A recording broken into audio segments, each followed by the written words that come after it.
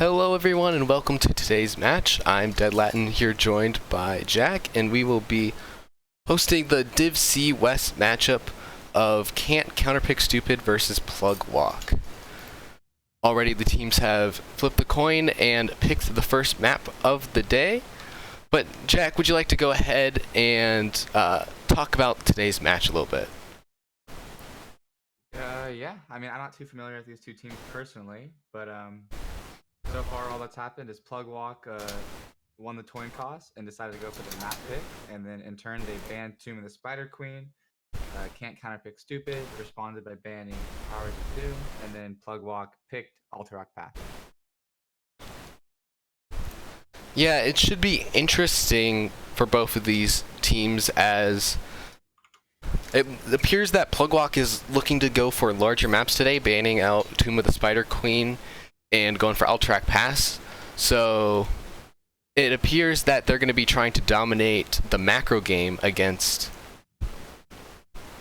Can't Counterpick Stupid today. Well, Can't Counterpick Stupid with the ban of Towers of Doom is looking to try to force some more macro or micro advantages and forcing team fights in order to successfully for their game plan today. Yeah, looking at the data from these heroes profiles, they haven't played like enough games to really get like insane trends going. With like, most played usually just means like 3 or 4 games played. But it does look like that Plug Walk played 2 games of Tomb of the Spider Queen in this in NGS so far, and then lost both of them. So it might just be like a reactive thing. Like they just decided they weren't really that strong on the map, and they didn't really have time to get better at it like in the immediate future. Yeah, and this game is really important for both of these teams as we look at the standings now, as Can't Counterpick Stupid is in a 4-way tie for first place right now in Div C West. Meanwhile, Plug Walk is just looking outside of the playoffs right now, sitting tied for 6th with 8 points. So for Can't Counterpick Stupid, who's dominated every single match except for their one loss against Ginormous Jaegers, they're looking to continue their momentum, while Plug Walk is looking to try to get into the playoff position with even just a point today.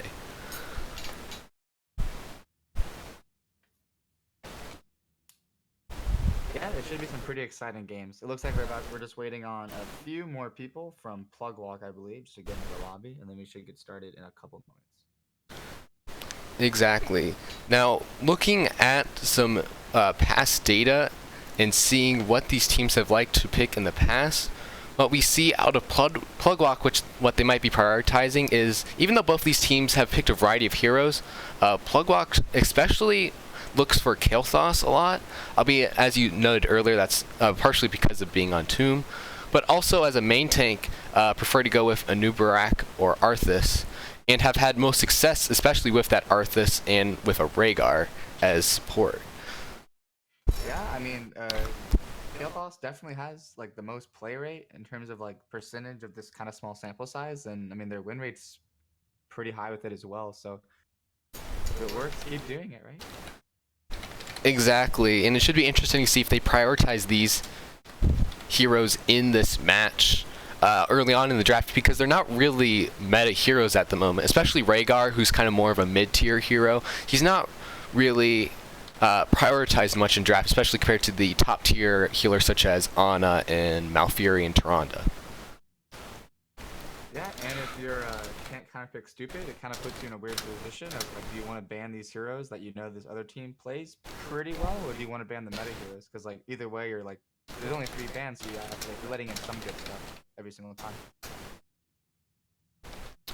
Exactly. Meanwhile, when we look over to Can't Counterpick Stupid's past drafts, what they last played on and didn't necessarily find success on was this Malfuri and ETC combo, but what they really like to go with in the main tank slot is either Johanna or Mal'Ganis, composing all 6 of their games so far of their 7, of which they've had a lot of success on Johanna and limited success so far on Mal'Ganis. So it should be interesting to see if they go with these picks in the main tank slot and prioritize these, as these are generally more contested heroes.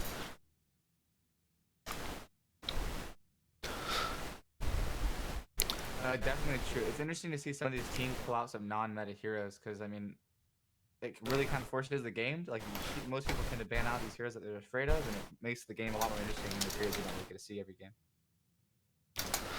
Looks like the teams right now are just finishing up, getting ready in the lobby right now as we look to go into the draft for game number 1 on Alterac Pass.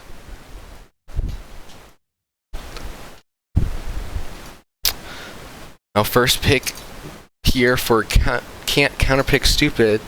Let's see if they go with, as you were talking about, some of these less meta but often picked heroes done by Plugwalk, or try to take some more commonly banned heroes out of the pool early. It's also important to note right here is that although Ivehorse is now available to be picked in NGS, now banned are Lucio and Chromie due to their reworks, so we will not be seeing any of them in today's match. I know, I'm aware of the Lucio bug.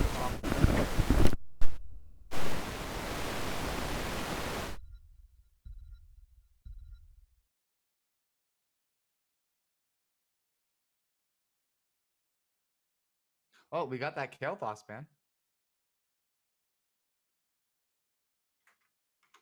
Hold on. Dad, last time you having some audio issues? Sorry about that. Yeah, and an immediate counterban by Asmodan, which is interesting because generally on larger maps Asmodan can struggle a little bit more just because he can't easily hit 2 waves with his globes in order to get stacks. As we see as next ban with Gul'dan. Maybe you could talk a bit about why Gul'dan can be scary on Alterac Pass. I mean, the only reason I would know is, I mean, when you're fighting for that objective, there's a lot of people in a very small space. And it just so happens that Gul'dan's ult makes a lot of people in a very small space very awkward for the team that does not have the Gul'dan. Exactly, and then Johanna is the final ban. As we said earlier, it's a strong hero that has been utilized in the past for Cant Counterpick Stupid, so banning it out so that they can immediately take a Nubrak and get their main tank early. And as you said earlier, this is actually one of the most played heroes by Plugwalk, so it is kind of a win-win for Cant Counterpick Stupid to pick that, because they're like getting a great hero for themselves, but also it's effectively kind of like a ban, right? Because now Plugwalk can't play it. And then the immediate pickup on Orphea Stukov. Now this is interesting. Orphea has been seeing a lot of play for her burst damage she's able to put out while dancing on the backline. However, she's very susceptible to being dove by a Nubrak, and if they're able to effectively combo her, she'll go down pretty quickly. While Stukov is there to kind of provide the burst heals in order to keep Orphea alive in fights.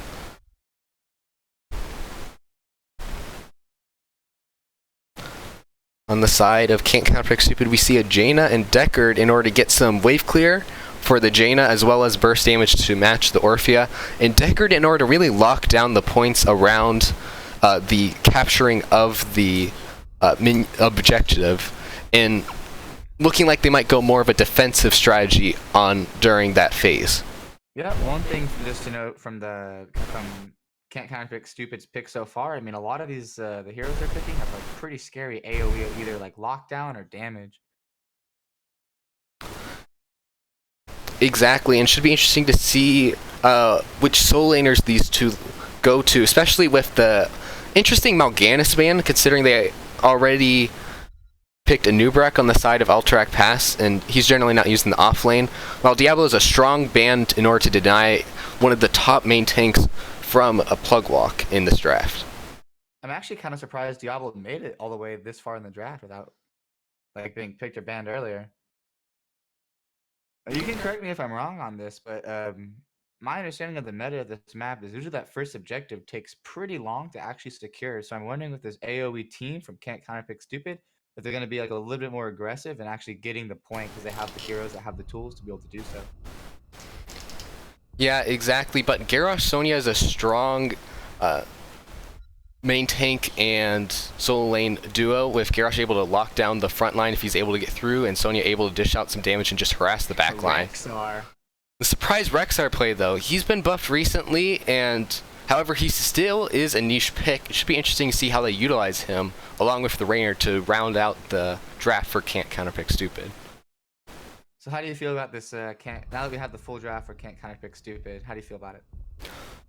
I feel like it's very susceptible to dive, as we see here from the Kerrigan. As Rexar, it comes down to Anubarak. I generally prefer to see him in a diving role, and Rexar will be vulnerable if they're able to let the Garrosh through. Garrosh basically, it comes down to how this Garrosh plays and if he's able to get onto the back line of Cant Counterpick Stupid in order to throw one of the very squishy targets on their side. Yep, it looks like Plug Walk noted the same thing you did about the enemy team being susceptible to dive. I mean, with the Sonya and the Kerrigan and the Orphea, I feel like Plug Walk's team comp is a little bit more like high risk, high reward. They have to kind of go in and do a lot of things that could get them killed, but if they pull it off, I mean, it's definitely punishes this more safe team from CCS. Exactly. And overall, I think both of these drafts are interesting. It comes down to how they utilize their off-meta picks, such as Kerrigan and Rexar, as we head into the game. Now, on the red side, representing Cant Counterpick Stupid, we have on the Rainer, Osprey, on the Jaina, Beauty, on the Anubarak, Valcomer, on the Rexar, Slima, and last but not least on the Deckard, Kelladorn. And on the left side here for Plug Walk, we have Pharos on the Garrosh, Diesel on Kerrigan, 2Js on the Orphea, Criticalo on Sonya, and Kagura on Stukov. As we go into the center lane, we see that already Cant Counterpick Stupid is going for the cheese on the bottom lane, able to, or trying to utilize the beetles from Anubarak in order to potentially take some structures as they hide down in the spot lane. Looks like it might just be effective. I mean, Plug Walk definitely sees them now, of course, but the rotation might be a little too late to save that tower. Exactly, but now it's time for Cant Counterpick Stupid to disengage, so they're able to successfully get away before Plug Walk is able to effectively get into this bottom lane. So I've seen that strategy used on a lot of different maps, so can you talk a little bit about like why that is and what it actually does? Yeah, so Anubarak, with his ability to spawn beetles with every ability he throws out, is able to effectively easily tank the towers of this first gate, so they're able to easily whiff their burst siege damage, get a free tower before the enemy team is able to rotate, and thus get an early advantage in the match. Meanwhile, a little bit of poke damage coming out of the Jaina, pretty massively hurting this Garrosh. Yeah, and while Cant Counterpick Stupid is able to soak all three lanes with their 1-3-1 spread, already Plug Walk has missed quite a bit of soak, as the Rexar and the Anubarak have been able to pick up all of the soak in these top and bottom lanes.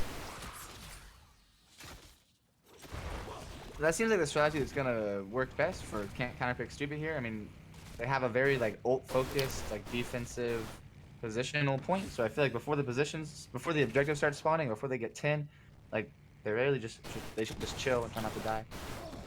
Now, something to notice is that Deckard actually took Scroll of Identify at level 1, so he'll be looking to get in some rings early, and then later on in the match, they'll be able to, with that reduced armor, burst down the people caught in the Scroll of Identify of Plug Walk. Misha might go down here in the top lane. However, Misha able to get away, as Sonya is able to hold her own against the Rexar after the buff, which is a good sign as the teams head to their camp, with Plug Walk already getting early onto their camp on the left side, and on the right side, Cant Counterpick Stupid just starts their camp. Can you talk a little bit about the importance of this camp potentially on this map? I mean,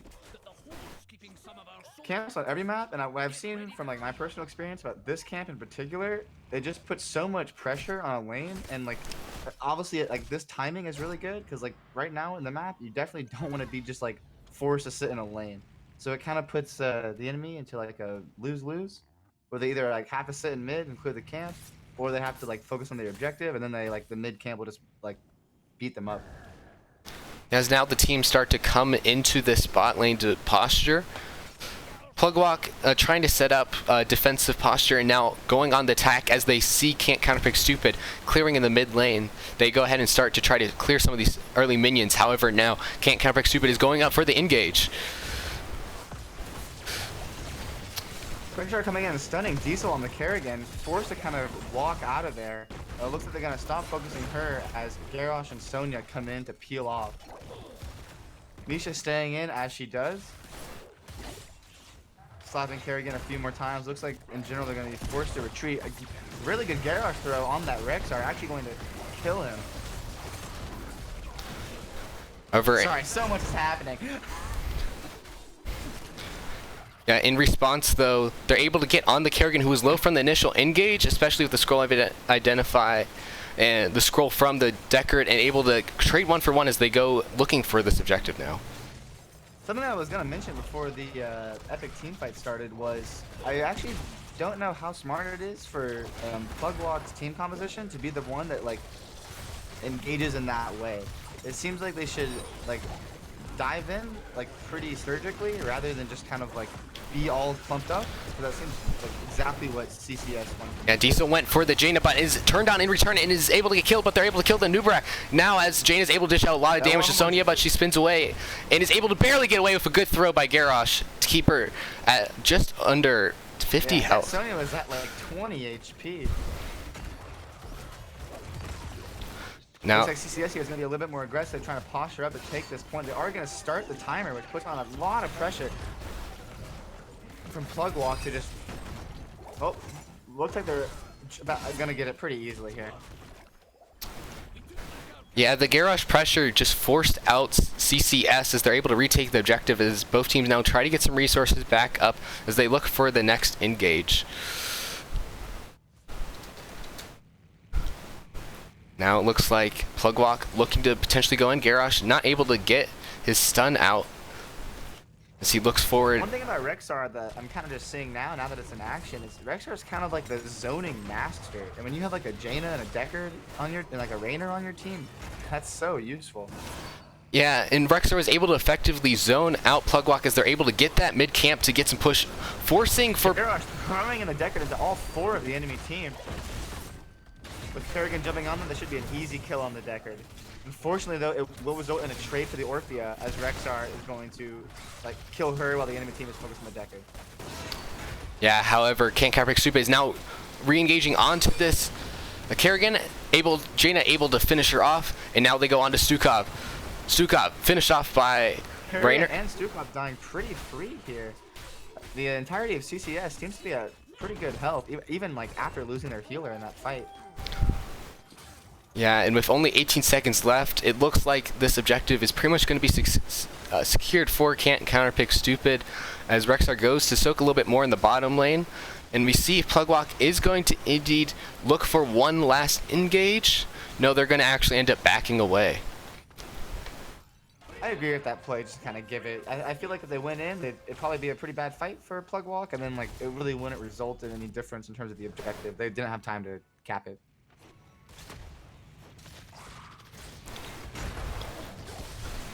Now the objective spawns, and Cant Counterpick Stupid spreading out, looking to get more pressure in this mid lane. As in the bot lane, we see Kerrigan actually having to cede a little bit of pressure to this Rexar. As the and this bot lane having one less tower right from the beginning will actually kind of matter here, because this bot lane push is going to be a little bit stronger. They won't be able to just like let it chill for like as long as they could have. Yeah, Nubrak tried to catch out the Garrosh there, but he was able to, he ended up missing his burrow in, and so Garrosh was able to get away here as they clean up this mid lane objective. But as we see in both the top and mid bot lane, now that they're Cant Counterpick Hyperion just to zone out the Sonya as well. This top lane and this bot lane are really pushing into these forts. Kerrigan basically forced to just like respect this Rexar entirely. However, Raynor not able to get the finishing blow. As we see at the bot lane, they're able to finish off the fort with this Rexar pushing in, and is even pressuring for the potential kill on Kerrigan. Now he's going to decide to back off here, as already Cant Counterpick Stupid got very good value on the first one, getting 2.5 forts the first objective. That's extremely good value for generally a weaker first spawn of the objective. And almost a full level lead. It's gonna be, what I think is gonna be very, very interesting is who wins this next objective. So I feel like if Cant Counterpick Stupid can get the next objective and they play it in a very similar way where they split the attention of the entire team of Plugwalk, I mean, they can steamroll pretty hard. Both teams able to take their camp, as now Plugwalk has their ult, so they can look to potentially make a fight here. As Rexar checking boss in the top lane, not finding anything, and Cant Counterpick Stupid is just going to free clear this mid camp. So looking at the ult side, everyone decided to go with, they all seem pretty standard, and especially with the team style that they're going for. Plugwalk deciding to go for the flailing swipe on Stukov, the leap on Sonya, the crushing jaws on Orphea, Maelstrom on Kerrigan, and Warlord's challenge on Garrosh. Basically just re-solidifying their goal of jumping in, doing damage, basically diving and controlling the fight as fast as possible. Exactly, and also pretty standard ults. Rexar with the Bestial Wrath, it's kind of a toss-up nowadays which one you go with, as we see in engage here by Plugwalk. The crushing jaws hitting nobody, unfortunately. Hyperion coming out right on top of the fight. However, the Orphea and the Carrion are able to do massive damage to Jaina and Decker. This might turn the fight entirely. Looks like Raynor and Anubrak are trying to get out. Misha coming in to annoy and try to peel for the two trying to escape. That was a very good engage. Even though the crushing jaws, I believe, hit nobody, they were able to, with the Maelstrom damage and the leap and the Warlord's challenge, just absolutely delete Decker to Jaina before the fight even started. Yeah, Plugwalk was able to, with the flank of the Garrosh, kind of take advantage of the a little bit more forward position in order to soak by Cant Counterpick Stupid. They're able to get that pick off and engage that they kind of want with this comp to get that burst damage on that backline. Perfect timing for that fight too, because about right after that fight ended, the objective spawned. And even though the objective doesn't work, where like as soon as they get it, and they have to kind of defend it for like a long period of time, having the advantage on time like really puts the enemy on the back foot. And that means everything in this game. However, Cant Counterpick Stupid already picked up their camp, so there's kind of a timer going here for Plugwalk on whether they want to defend the objective or they're forward in the mid lane as Anubrak goes in. Almost every ult being popped for that Anubrak kill, but it does result in his death. Garrosh throwing in the Sonya, that's leap number 2 basically. Another throw, looks like Sonya's just going in. Rexar dying, basically forces out the entire team of CCS. However, in the mid lane, because they ignored that camp, it will be able to take down the mid fort. However, they are trading that out for the objective, assuming that Cant Counterpick Stupid isn't able to re-engage in time. It would be very interesting, to say the least, if they try to engage without their like 2 tankiest members. They kind of like are the spine of the entire team. I really do like the change that we saw from like the aggression from Plugwalk, like pre-ult and post-ult. It really shows that like once you get these like burst damage abilities and like stuns, the dive team just actually becomes a dive team. Exactly. Cant Counterpick Stupid though picked up that Sonya was clearing the mid lane, so they were able to take the 4v4 with the use of Hyperion. However, now Plugwalk is looking to potentially re-engage now with that Garrosh. Cant Counterpick Stupid also secured the defend right there, and if they can go ahead and sweep them right here, which they might be able to with the Jaina ult. Anubrak coming in, stunning the Garrosh. Looks like his armor's gonna be way too much. Orphea coming in, Kerrigan with a double kill. The ability to just re-engage and dive from Plugwalk is absolutely nuts. Exactly, and this Kerrigan is going uncontested in the backline. Was able to get an easy 3 kills without, especially because of the focus on Rexar, allowed for her, with Anubrak focusing on that Garrosh, to pick off the 3 squishies in the backline. With Plugwalk taking that objective, it does look like they are going to be able to kind of even out this, you know, the structure damage happening on the map right now, and it's going to be really up to CCS to kind of just like refocus, regroup, and you know, pull off their like AoE combos that they're trying to like they drafted around. Exactly, as now they look to pressure the front lane. However, they might have overstepped their welcome as 2J's is being focused on that. Orphea is able to get taken down as now they look to potentially Sonya. No, they instead decide to try to clear out that top lane. And Orphea not being able to, you know, do damage while she's dead definitely helps CCS able to just kind of clear everything out pretty safely. One thing about these dive comms that's like super important to know is like when they work, they look really, really like broken and synergistic, but sometimes like one jump that's a little bit off time, you can just like lose a member for free. Nubrak, so CCS is definitely in it. Nubrak cocoons the Stukov, leaving him behind the enemy team as the focus goes on him, and Jaina misses the Ring of Frost. So now Stukov is caught behind enemy lines and is eventually taken down, but not before the fort is almost taken by Plugwalk, but barely has enough health.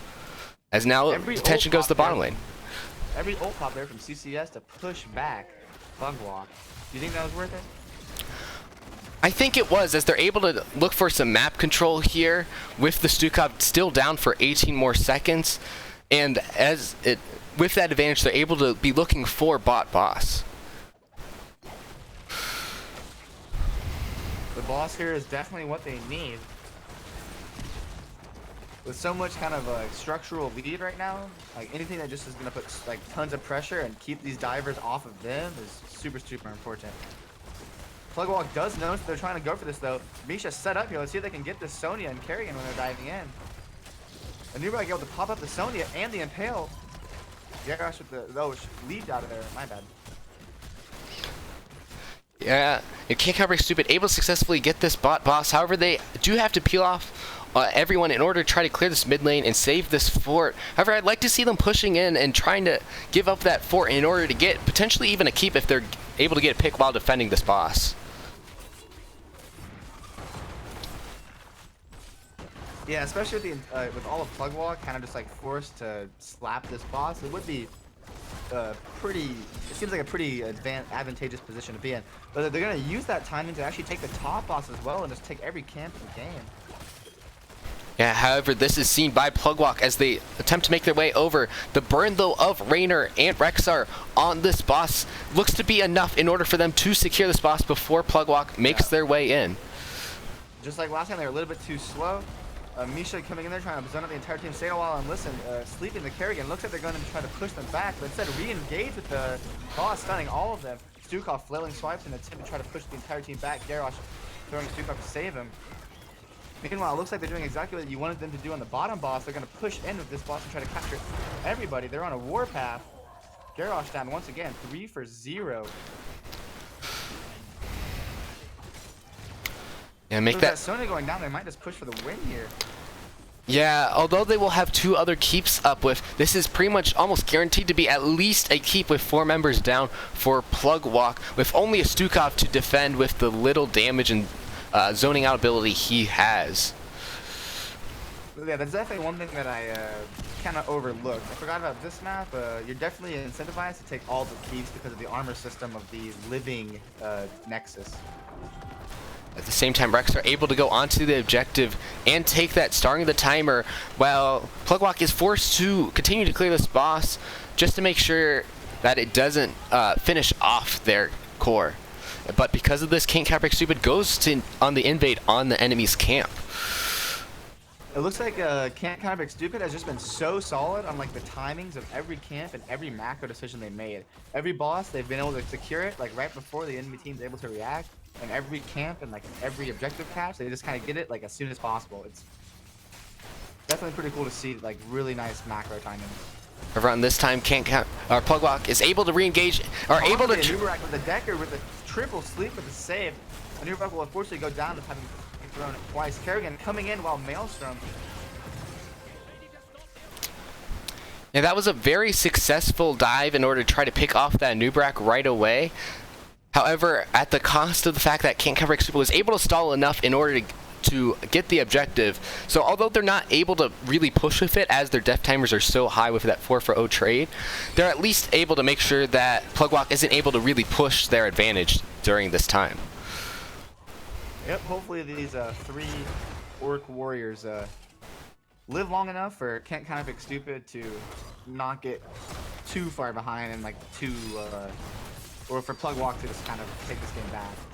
At the same time, though, this should be enough time for Plugwalk to be able to make up their difference and get to level 20 about the same time that Cant Counterpick Stupid gets back up. So they will be at an even fighting ability by the time that the members of Cant Counterpick Stupid is able to get back up. Yeah, and we've seen Plugwall just annihilate the Cant Counterpick Stupid in some of these like really good engages. They've definitely like played around with these dive comps before. I mean, another 1 or 2 good team fights from them, especially once they get to even talent tiers at the level 20. This game could go either way really fast. Exactly, as they're able to pick up their level 20s on the side of Plugwalk. So we see a Maelstrom upgrade. Very interesting, but she has been able to get value as she has been uncontested on the back line with that Maelstrom able to do additional damage. As we see on the side of Cant Counterpick Stupid, we see the upgrade to Scrolls as he is trying to get more value out of that. Or, excuse me. It appears that the talents got flipped there. And he is able to get bottomless potions in order to try to get even more zone control on that Deckard. And Anubarak with the rewind, an absolutely amazing talent that just like changes the pace of his hero. Like before, he's kind of like a one dive wonder. He kind of goes in, pops everybody up, and then it's just kind of a body. But being able to do it twice is going to just really benefit CCS's objective here of just controlling the team fight and kind of keeping them in bubbles as long as possible. Now, with Counterpick Stupid looking for thrown in, being forced to dash out. Meanwhile, Misha and Jane are going to be going in with the Ring of Frost and the Blizzard. 3 hit on the Crushing Jaws here. Kerrigan jumping in with the Maelstrom. They're going to push in that timer.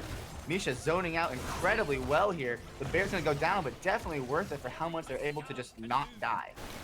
Exactly. It was a good initial engage on Plugwalk. However, the turnaround from Cant Counterpick Stupid allows for them to disengage with the keep in hand as well. So if they're able to capture this objective, unless they, as it was last time, many of them die at the same time of the objective, it appears that this will be the win for Cant Counterpick Stupid. Especially with this massive wave pushing in top, forcing for Plugwalk to have to back and deal with it eventually. I would say that whoever gets this next objective, assuming that the objective fight kind of ends in a full like team sweep, is going to be like heavily favored to win the game. They're able to see Diesel in the rest of the Plugwalk in that bush, kind of forcing her to back up. They can't do their plan of just like cheesing the super dive. Garrosh coming up the stun, able to throw the Anubarak. I see they're able to do anything from that. Unfortunately, the Unstoppable is just going to be way too much. The Ring of Frost, or the Crushing Jaws on Orphea and the Sonya Leap. Kerrigan coming in on the Deckard with no fuel at the moment. GCS taking back the fight slowly but surely with the Anubarak staying in with the body. 4 people hit with the... Stay a while and listen. However, Orphea is able to get in this backline, is doing some damage, able to finish off Raynor. However, they re-engage with the Anubarak onto her, but the disengage by Stukov is able to help her get out right in the nick of time. Pretty even on the bloodshed for that fight, but as you said, I mean, if CCS trades even, they're ahead because of just how much structure damage and keeps they've already pushed. So I think CCS definitely likes to see that, and they're able to start the timer, which is just putting Plugwalk more and more on the back foot and more on a clock. Exactly, and that camp that Cant Counterpick Stupid was able to pick up was able to almost take down this mid keep, allowing for them to take the capture, even though they lost out 2-1 in that last fight. But now Plugwalk is looking to re-engage on this fight.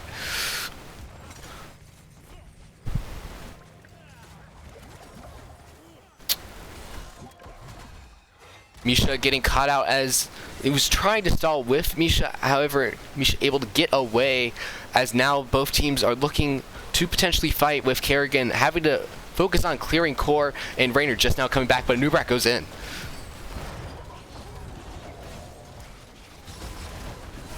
A big Ring of Frost is able to catch 2, and big Crushing Jaws by Orphea, able to go in and get Misha, as now the Deckard gets a 4-man stay a while. Stay a while, almost. Hyperion coming in, doing tons of damage to Sonya and the Orphea.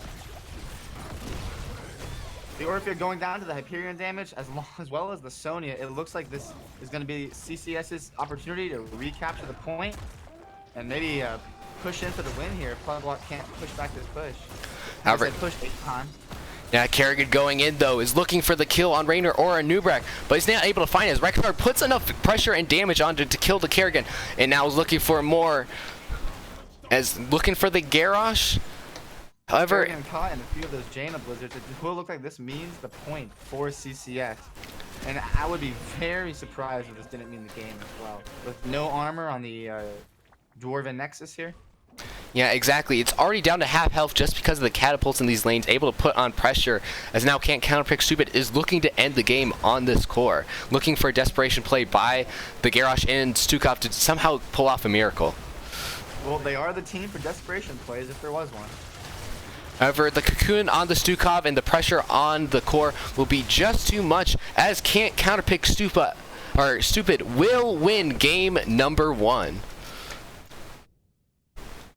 I agree with this Garrosh here, typing out nicely done.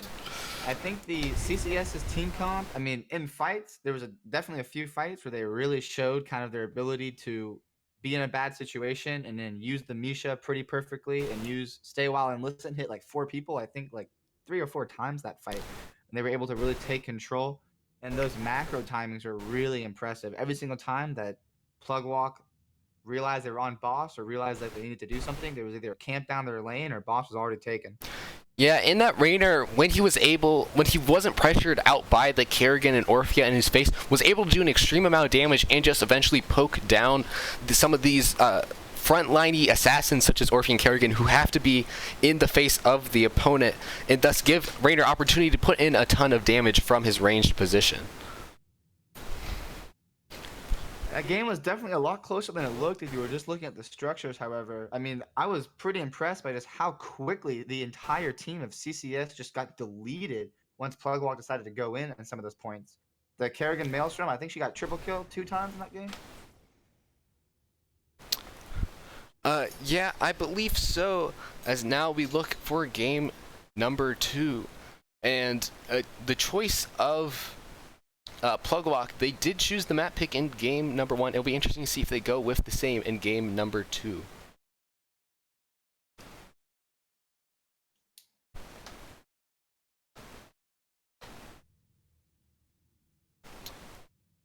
Alterac was the map that Plugwalk picked for themselves, so they definitely had a more proactive strategy from what they wanted to draft around.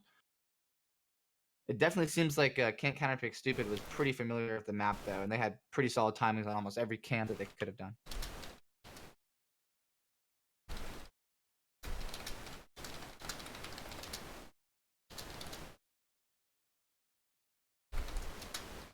Now, as we await the decision of these teams, or of Plugwalk, on whether or not they wish to take the map pick or the first pick, I think it's important to see that they were able to, late game, on the side of Cant Counterpick Stupid, other than a couple bad fights, were able to effectively not only catch some soak and get some early advantages, but also negate the Garrosh picks in fights, being able to win some 5v4s crucially, and also the Kerrigan and Orphea on the back line in order to win the fights that were crucial in the end of the game. I'm not sure whether or not you caught this, but someone is saying that some of the audio is a little bit off. I believe that they said that my audio is way more quiet than yours, and then your audio has a little bit of ambient noise. Yeah, I tried to change around some of the audio levels, so hopefully that's able to fix it a little bit. As we still await the decision of the teams. I think it's important for us to see if I didn't feel like Plugwalk was able to. They went to a larger map, but were definitely out-soaked and outplayed. If the Rex are able to really contribute to that in getting some soak and getting objective value on the side of, on the side of Cant Counterpick Stupid. So should be interesting to see if they go to another large map such as Cursed Hollow, if that's what they are looking for getting in order to try to come back in this game number 2. I'm also going to be very curious to see whether or not they favor that dive comp again. I know just from like personal experiences in these like best of 3s and these like series that aren't just a single games, it's really easy to like have a composition that fails and then just be really not confident in it anymore. Sorry, I lost my words there. You're good. Yeah, especially because they were able to find some success on that dive comp on the side of Plugwalk, but they weren't able to get it in the end, as some big stay whiles, as you mentioned, by the Deckard were able to negate some of the pressure on the side of Plugwalk. As we see Volskaya Foundry as the map pick for game number 2. I don't see Rexar too often in NG like League Series games that we watch, but I mean the Rexar was like, it seemed like the perfect choice right there with the 2 tanky bodies able to zone out. I mean he was an absolute monster in terms of just getting his team alive and making sure they had the time to set up their ultimates and like get around the team.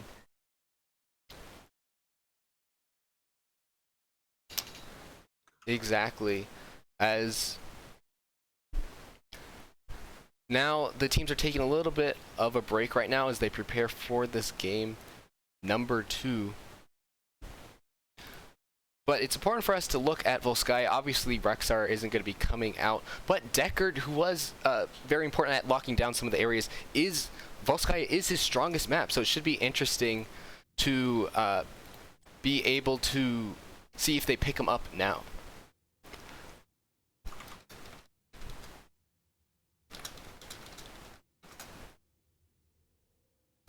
Yes, this map also with the objective is a very different map than the one that we just saw on Alterac Pass. So the same thing won't work twice on every map. However, something to be looking out for is whether or not, I think something that might be looking to be banned out here is potentially the Garrosh, who was able to get some good engages at the beginning of the fights in order to create a 5v4, even if they didn't necessarily win the team fight.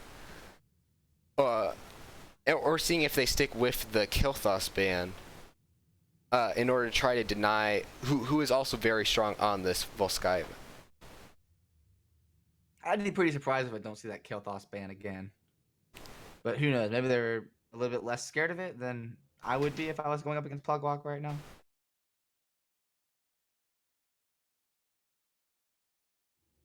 There's definitely a lot of things to be scared of from the showing that we just saw from Plugwalk. I mean, Orphea and Kerrigan put out some pretty insane damage.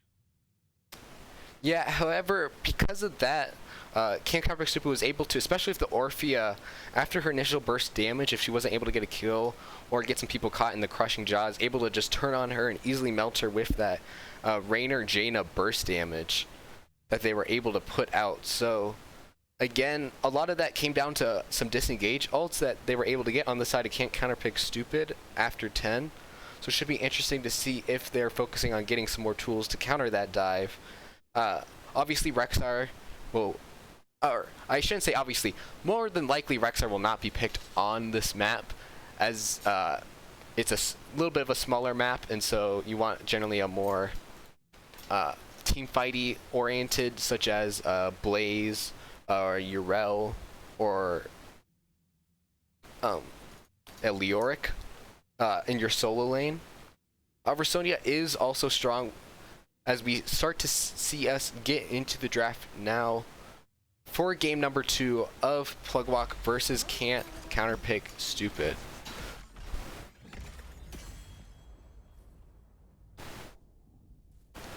Now, Plugwalk, with that first ban, do you think there's anything that they will be target banning potentially on the side of Cant Counterpick Stupid after that first match?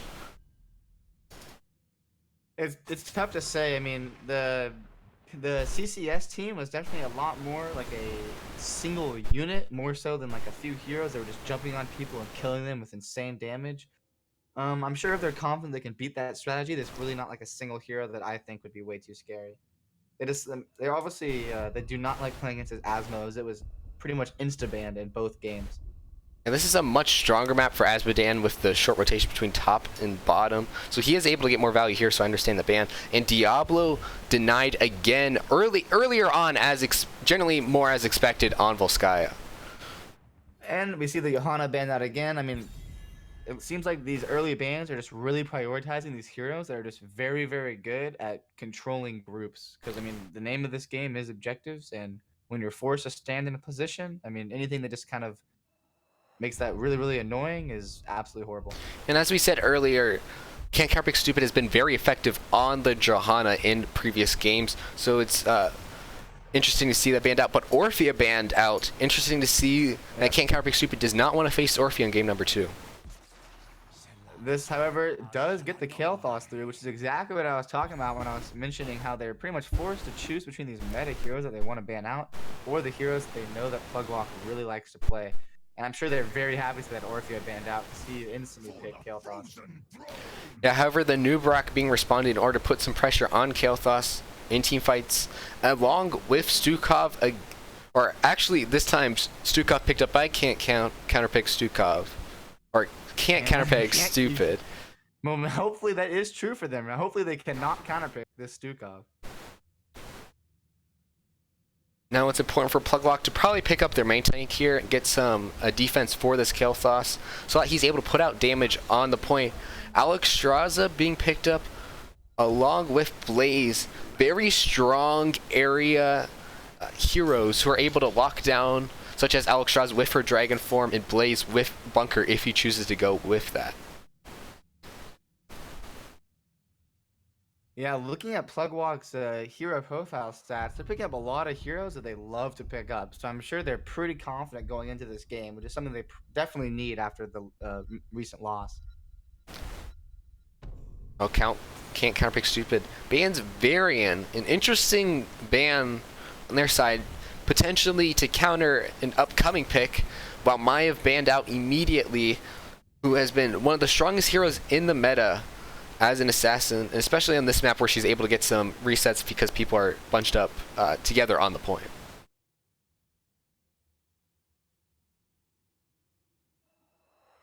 These next two picks are going to be very interesting and telling of whatever composition they Cant Counterpick Stupid would like to go to. Thrall picked up, as well as Zarya. Now that's an interesting pickup on the side of Cant Counterpick Stupid. Zarya generally not picked up because it should be interesting to see if she goes in the off lane or if Thrall picks up those duties and she goes with the 4-man in the top and mid lanes. Well, last time CCS picked up an interesting pick, they ended up doing absolutely phenomenal with it. So I have complete faith in their drafting. I'm sure they practice all these heroes. Meanwhile, Plugwalk going to round out their draft with a Lunara ETC. So Lunara Kael'thas, if uncontested here by Cant Counterpick Stupid, are going to be able to put out insane amounts of damage on the front line of Anubrak and Zarya Thrall. However, they are very vulnerable to dive. It should be interesting to see if this ETC is more of a peeling ETC or setting up engages on ETC. But there's the Tracer, which explains the ban of Varian on the side of Cant Counterpick Stupid to put pressure on that backline of Plugwalk. So it looks like Plugwalk is going for a kind of a little bit of a dive comp here with the Blaze and Lunara able to jump in, but also a lot more of a sustained DPS. Instead of having all their damage kind of focus on jumping in, Kael'thas can sit back and just dish out damage. The Lunara can, of course, just throw poison spears at people. Exactly, but with that Zarya Tracer, that's going to be a formidable nuisance, potentially even effective in order to try to take down the Kael'thas and Lunara without being as susceptible to, if she is able to dance around the stuns of Blaze and ETC. It really comes down to the play of Silma on this Tracer. If she's able to put on the pressure onto the backline enough to scare off the Kael'thas and Lunara and even Alex Straza from the point on the objective phase.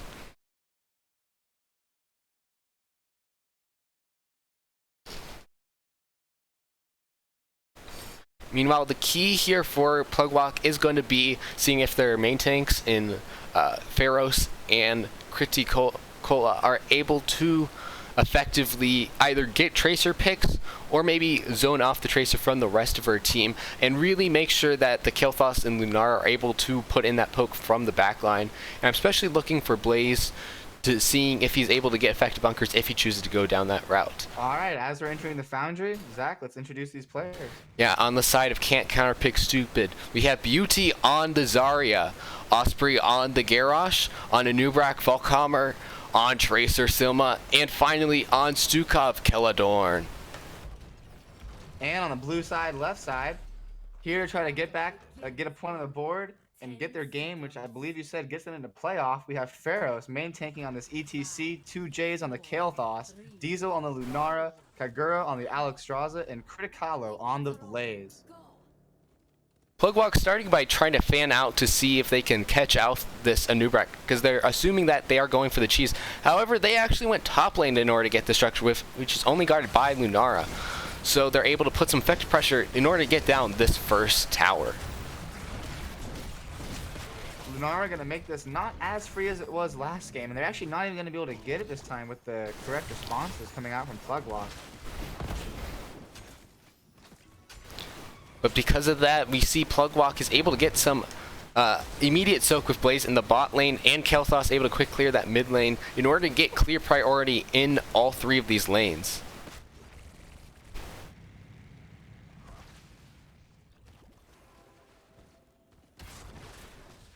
So looking at this composition from CCS, to me it's a little bit less clear kind of what the general strategy is than it was last game when they had a lot of these AoE ults. So how would you categorize this team? This is a Protect the Tracer team. Even though they don't necessarily have the task star, which is generally for the all-in-on Tracer comp, basically it's going to revolve around this Tracer and how effective she's able to play with the Zarya shields.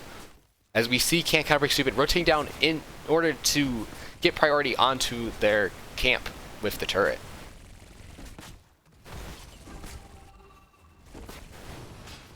Meanwhile, Plugwalk is just rotating between mid and top in order to clear these waves, while Cant Counterpick Stupid gets the camp early on, setting up for them to potentially get the second one as soon as it spawns on the objective, which is why you generally try to prioritize taking turret camp as soon as it comes up.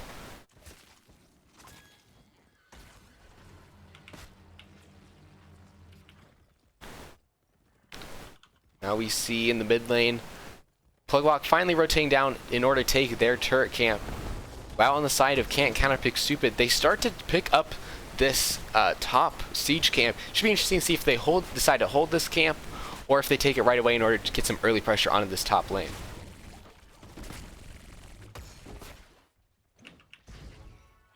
And when we've seen the bot lane, Blaze is able to outduel so far this Thrall, get some early clear with his superior clear in this bot lane.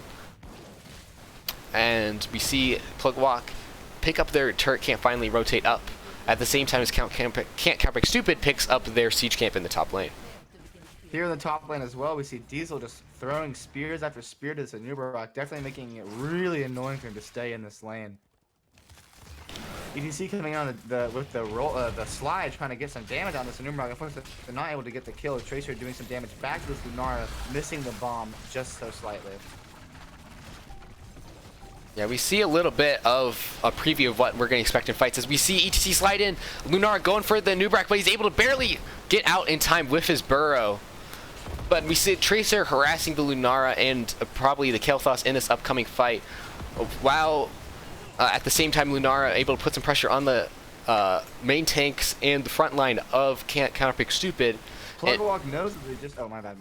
You're good. Plugwalk knows they just force this Anubrak to back, so I'm hoping that they just kind of run in here. I mean, they definitely have basically a 4v3 at this point, and they have information of that. Looks like they're going to be doing just that, re-securing the point for themselves. Not only that, but it looks like they're going to get 7 right before Cant Counterpick Stupid. Now they're actually looking to go to the bot lane here, maybe try to catch out Thrall. Kael'thas is getting a little bit low from this Tracer harass. He retreats back to his team, and Alexstrasza is able to save him. There's plenty of time. It looks like CCS is just going to get some soak and then fight when they want to. They definitely have plenty of time before they really have to just run at these guys. Exactly, and that's what's allowing for them to take this turret camp ahead of time in order to get advantage in this final fight over, well, potentially final fight over the objective, as they capture the camp with about 80% for the in the favor of Plugwalk.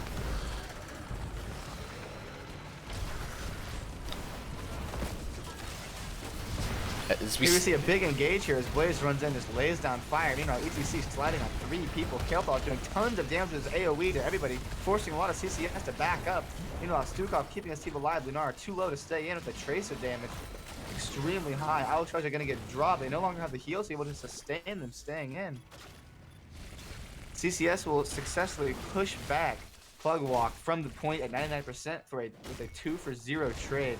Stukov doing absolutely wonderful, healing the entire team. Meanwhile, Tracer just picking and prodding at Lunara and Kael'Thas, forcing them to retreat.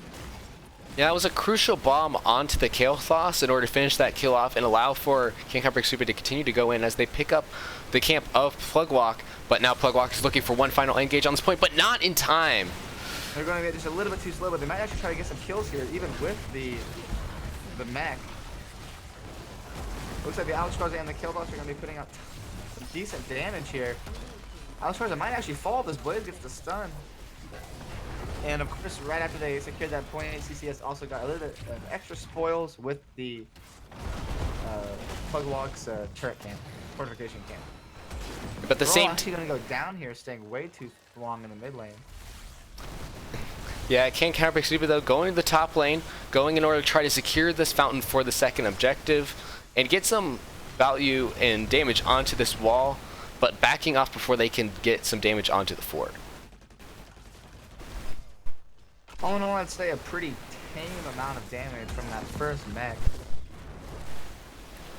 That's about. However, this does put them at a full level lead, at a very important level lead, with the level 10s being able to get picked up now. That's about average for the first protector. You're basically trying to set up getting down that top fountain so that you're able to have a advantage in the next protector phase, which is a much stronger protector, as well as get some damage onto the top gate so that you can push for and maybe even keep if you're able to get a large enough victory on the in the next objective phase. So something I want to bring to note here is that it seems like everyone on CCS is picking some pretty standard ultimates, except Thrall hasn't picked yet. I'm wondering if he's still kind of like scouting out what they picked and know if he wants to go Earthquake or Sundering. Lunara picking up Thornwood Vine rather than the Leap definitely kind of makes you think they're really not trying to prioritize this divey as much as they just want to sit back and let Kael'Thas and Lunara do damage. Yeah, it looks like we're kind of getting into a game of chicken now in between the ETC and Thrall, as Thrall waits to see if he needs Sunder to try to cancel Mosh, but ETC does end up picking up Mosh here, so you'll likely see Thrall taking Sundering in order to try to get the interrupts.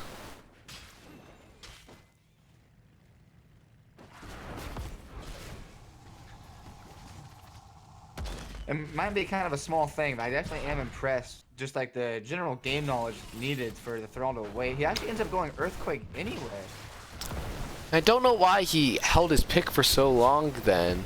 I guess he just potentially forgot to pick up his ultimate, but I guess that right now Cant Counterpick Stupid thinks that they have enough CC already with the Stukov and a Nubrak to cancel off whatever Mosh might come out from the ETC. I'll go ahead and give him the benefit of the doubt that it was calculated. However, now Cant Counterpick Stupid is looking to try to pick up the support camp as Tracer goes on to the Lunara as she tries to scout out the camp. The bomb does land on the Lunara, and Tracer's going to be able to jump in and do tons of damage, but just, ever so slightly not enough. One more auto attack. I really feel like she probably could have been able to stay in just for like one more hit, but maybe she felt unsafe, so. Yeah, it was crucial she didn't get slid and stun locked by that ETC, or else Lunara could have potentially turned around onto the Tracer with how fragile her health bar is without her Zarya pocketing her. It does take a lot of control to be able to do that as a character that dives in, like Tracer. I mean, if you see someone that, like that sliver of health, like every part of you wants to keep going in, but... Exactly, as now we see Blaze getting dove on as he rotated up to try to double soak by Cant Counterpick Stupid and is able to barely dash away as Plugwalk picks up the camp in the top lane. Perhaps I'm a little ignorant of the meta, but I've actually never seen Thornwood Vine picked up on Lunara.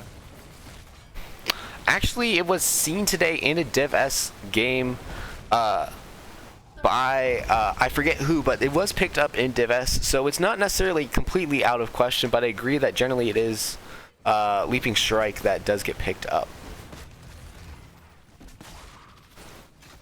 So let's see if that extra fountain advantage coming in from CCS is going to give them a much easier time fighting this for this objective top. Looks like Plugwalk with the ETC is doing a pretty good job just zoning out the team of CCS, and they're respecting him. At the same time, though, Cant Counterpick Stupid is deciding to go for their camp as Thrall gets some soaking in the mid and bot lanes. Could tend to let the percentage tick up for Plugwalk on this objective. There's still a lot of time left, but I mean, pretty soon they're going to have to force to go in. Looks like Plugwalk understands this, obviously, and they're setting up the big mosh, trying to bait out some of the CC that's going to stop that. All ults available for the first time usage is going to be a huge matter of like when they use these ults and how they're going to use them. A giant mosh pit coming out from the ECC and the Phoenix, able to kill 3 of them super fast, or get them at least super low. Stukov going down, Kel'Thas dying for that Phoenix usage from the Tracer harass. Lunara killing the Numerock, and Alexstrasza deleting that Tracer. Meanwhile, Blaze picking off the Thrall with that 4-for-1. Kel'Thas definitely probably thinks that's worth it. The Phoenix there with the mosh pit combination was absolutely insane. Yeah, that was a perfect mosh pit by the ETC, as he was able to catch Cant Counterpick Stupid funneling onto the point and catch all 4 of them, except for the Tracer, who was able to get away and get onto the Kel'Thas. But he'll gladly take that as they're able to pick up the objective with the Protector. Yeah, and as you said, CCS probably definitely feels like they have enough CC to take down that mosh pit, but the CC doesn't matter if he just gets everyone in the mosh pit, so. As now this Protector moves in the bot lane, looking to take down this gate, but especially the fountain, and prep for this next Protector phase, as it still has a good amount of health left, and as well as time, as Cant Counterpick Stupid now starts to burst down this Protector.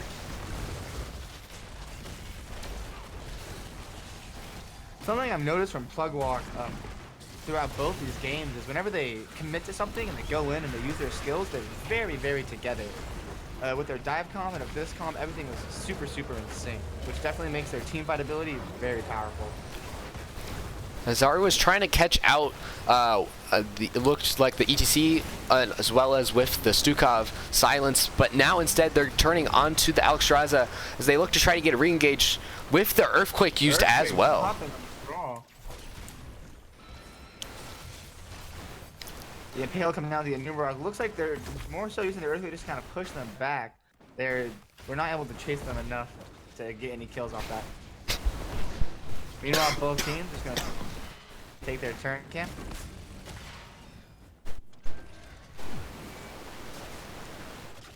Plugwalk actually engaging. Lunara being able to... Oh, the Kel'Thas being able to pop up that throw. ETC coming in after that. I wanted to see if he can get the kill. Unfortunately, he was then have to retreat. The bunker is dropped, making it super safe than just a poke. Looks like both teams ended up respecting each other and just stepping back. A little bit of poke damage coming out from both teams, but nothing that isn't going to be healed up in a matter of spells. Definitely scary to see Kel'Thas pop up someone like that with the ETC chasing after so confidently after.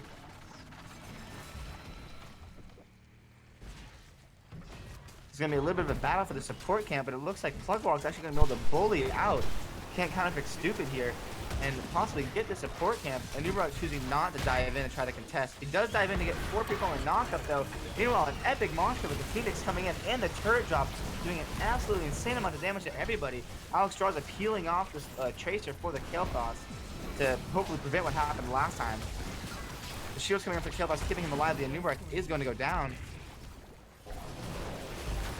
They're able to catch out the Thrall as well with the Whirlwind from the Kel'Thas, knock him up, securing his demise. Yeah, that was yet again another fantastic mosh pit here by Criticalo, as even though he barely missed out on getting the Numerock, so he was cocooned, it was enough CC for them to get the immediate pick onto the Numerock, and then based off of that win the 5v4. As now we see Plugwalk pushing their advantage and able to invade onto this camp, siege camp on the top lane. Just to nitpick a little bit, it is Pharos on the ETC. Oh, you're right, excuse me. So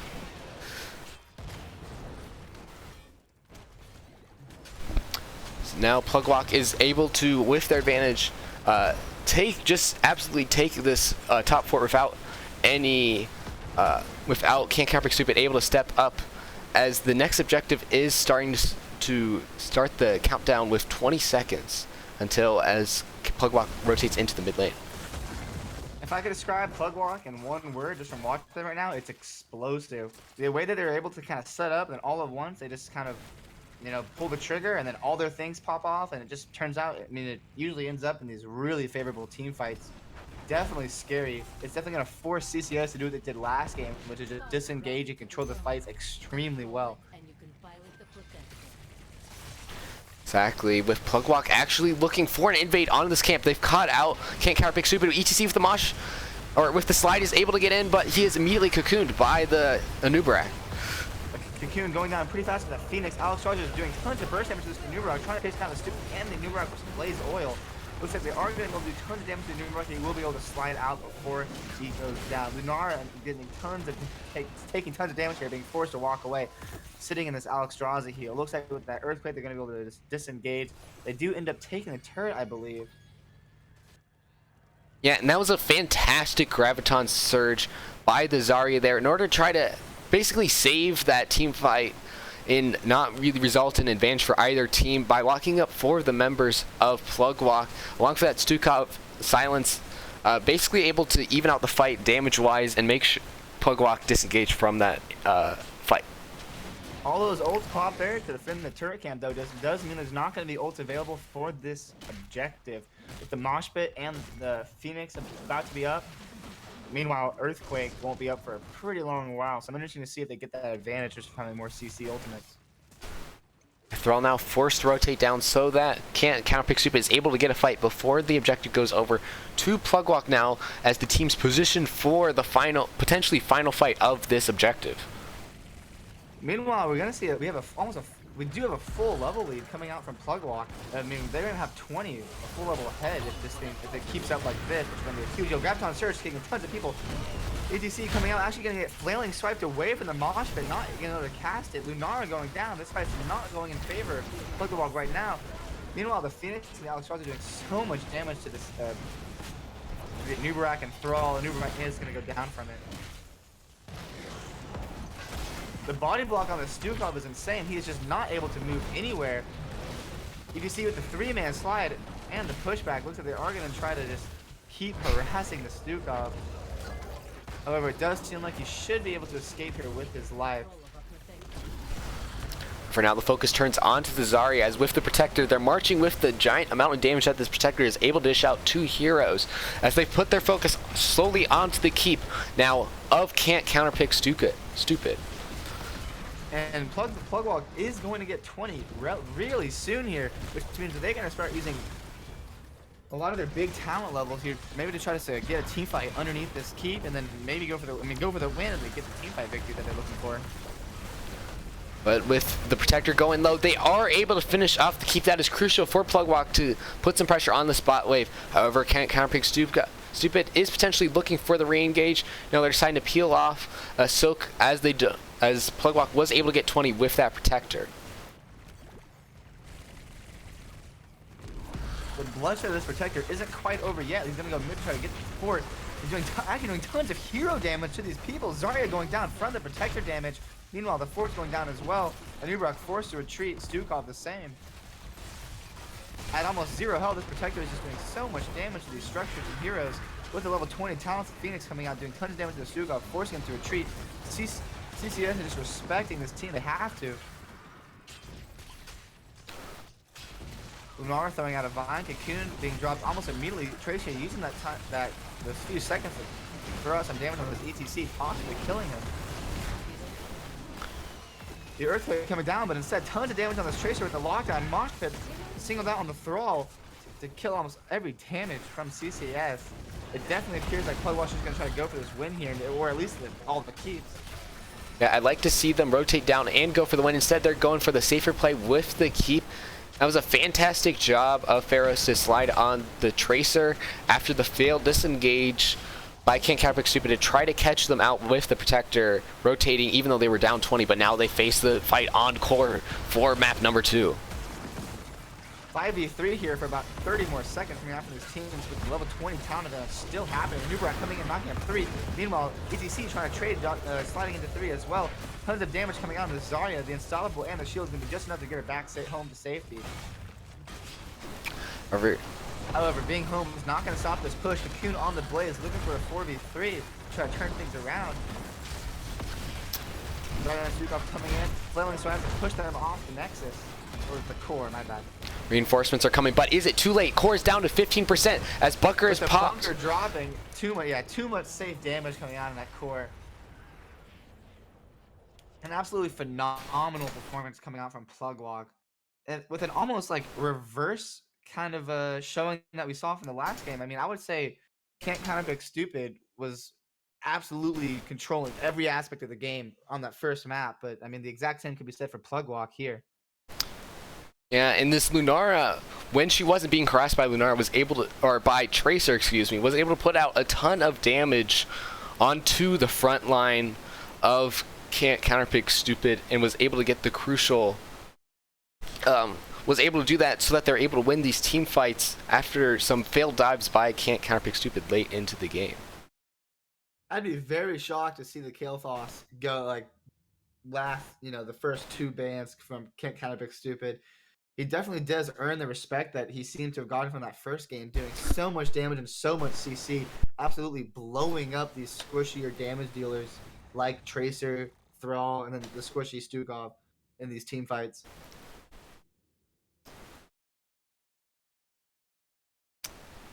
Exactly. As now we look for Cant Counterpick Stupid actually getting the pick in this map number 3. As so far, first pick has been the winner in both of these matches, so it should be interesting to see if they decide to go with that in this next upcoming match. We were talking about the Kael'thas damage, but looking at these chart numbers here, the Lunara is actually just pumping out insane amounts of damage to both structures and heroes. They might actually have to kind of respect. There's definitely a ton of heroes that people going up against Plugwalk have to think about in terms of their bans, and you get so little bans, it really puts on pressure for the enemy team right from the draft. Do you ban these heroes that are just gonna stomp you, or are you gonna ban these like meta heroes that you're also really afraid of? Yeah, as with that data, Cant Counterpick Stupid is going for the first pick, as it appears that we will be going to Shrines for map number 3. Now, Shrines is a map that is kind of similar in that it's area control based, so Kael'thas and Alexstrasza again will be very powerful on Inferno Shrines, so I will expect to see at least Kael'thas banned out for this game. One thing that if I was in Plugwalk's captain's shoes right now, I would have liked to kind of see maybe a map more similar to like it does say that they picked Infernal Shrines quite a bit, so maybe they're just very confident on that map. But I would like to see a map where there's maybe like objectives that are split a little bit more. I know Towers of Doom did get banned out, but Sky Temple, I believe, is still in there. And maybe that would have stopped the obvious preference of CCS to go with these more like team fighty AoE builds. It definitely would have put some pressure on the draft side, where they're forced to, forced to have comps that are able to fight in more than one position at once. However, Inferno Shrines is like Volsky in the way that it is more area control based, especially with heroes like Kael'thas and Alexstrasza, who with her dragon form, if you whoops, my bad. With her dragon form, as I was saying, if you have enough progress already on the objective, generally around 25-30, you're able to just pop that and basically force the enemy team to either fight into you with that very powerful area control ability, or just force them to cede the objective over to your team. So as we're waiting here for this lobby to be formed, I will be taking a very short break. Yeah, as we will be coming back with game number 3 between Cant Counterpick Stupid and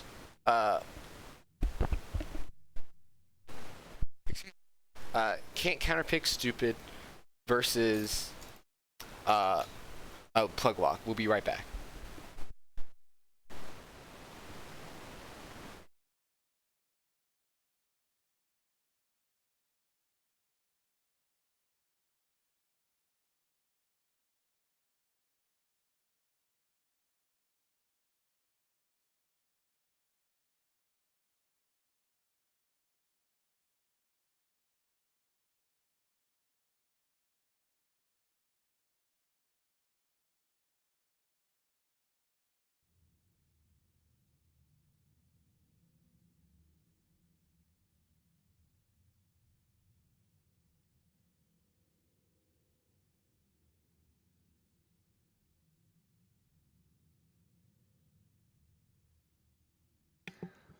All right, I am back.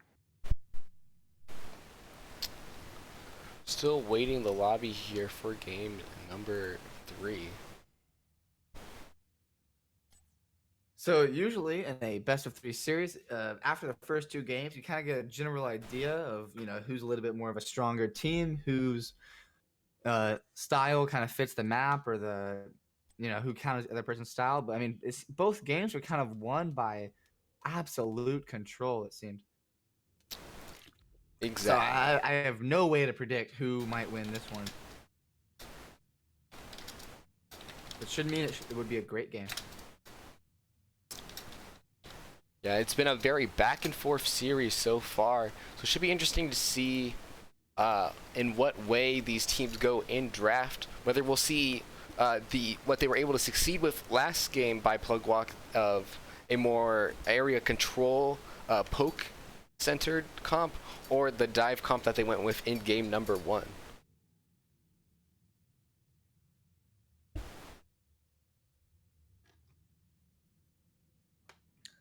Are you in charge of moving people around, or? Yes, as we continue to set up this lobby for game number 3. It'll be just a moment.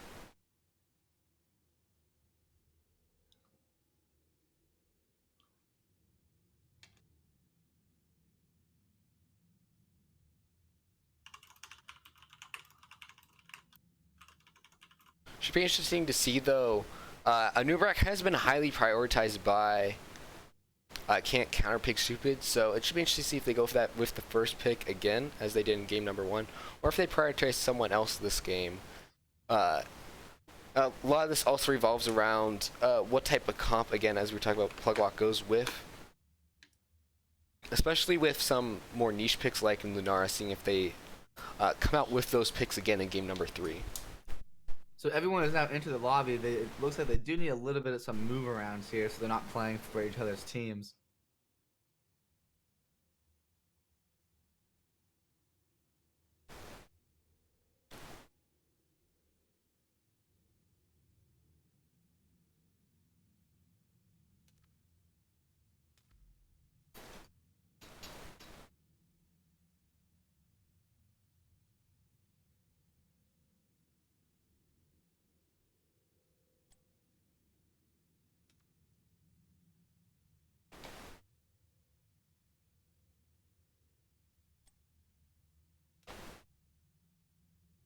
While Dead Latson is managing the lobby and moving around, they're on the correct team. I am definitely excited for this game 3. Looking forward to kind of. It seems like both teams here, Plugwalk and Can't Counterpick Stupid, are very good at controlling the game once their strategy kind of starts working out. You saw in both games an early lead pretty much always led to a mid-game lead, a late-game lead, and eventually the win.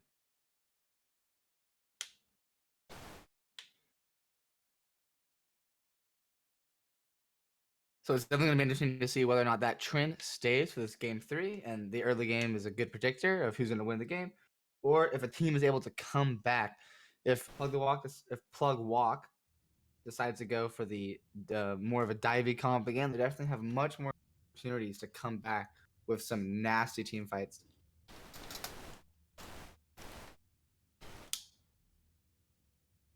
Exactly. I also would like Exactly. I would like to see Deckard Kane 2 again on the side of Can't Counterpick Stupid, because he was able to put in some good area control on Alterac, so he should be able to do the same, get the same effect on Infernal. As we look to get into the draft for game number 3 between Cant Counterpick Stupid and Plugwalk. This is definitely the draft that I'm going to be most excited for, just because of just how, they have changed comps up between the two games and how the comps like really matter in terms of who got early game control and who was able to keep that momentum up in the mid and late game.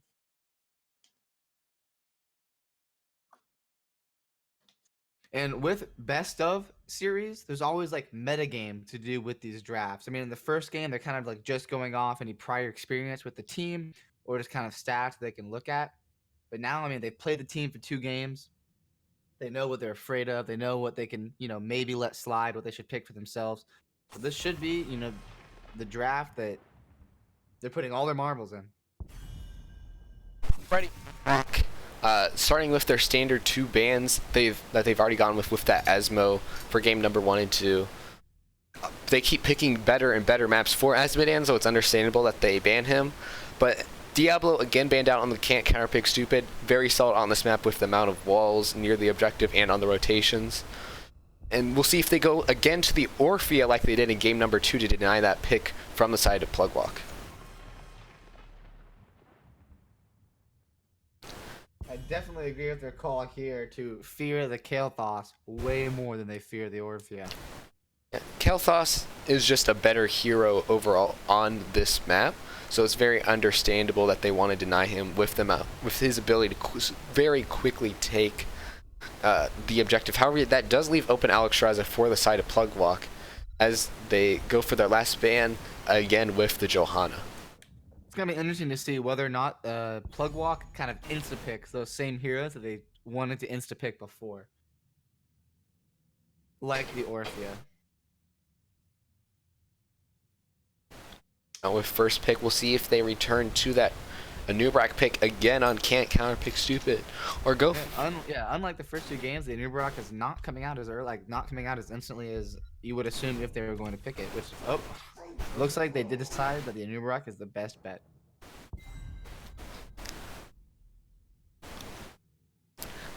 The Anubrak has been effective. He was being kind of singled out in game number 1 and bursted down, but was effective in game number 2. But we see immediately Orphea, now that wasn't denied in draft, being picked up as well as with the Alexstrasza for some strong shrine control on the side of Plugwalk.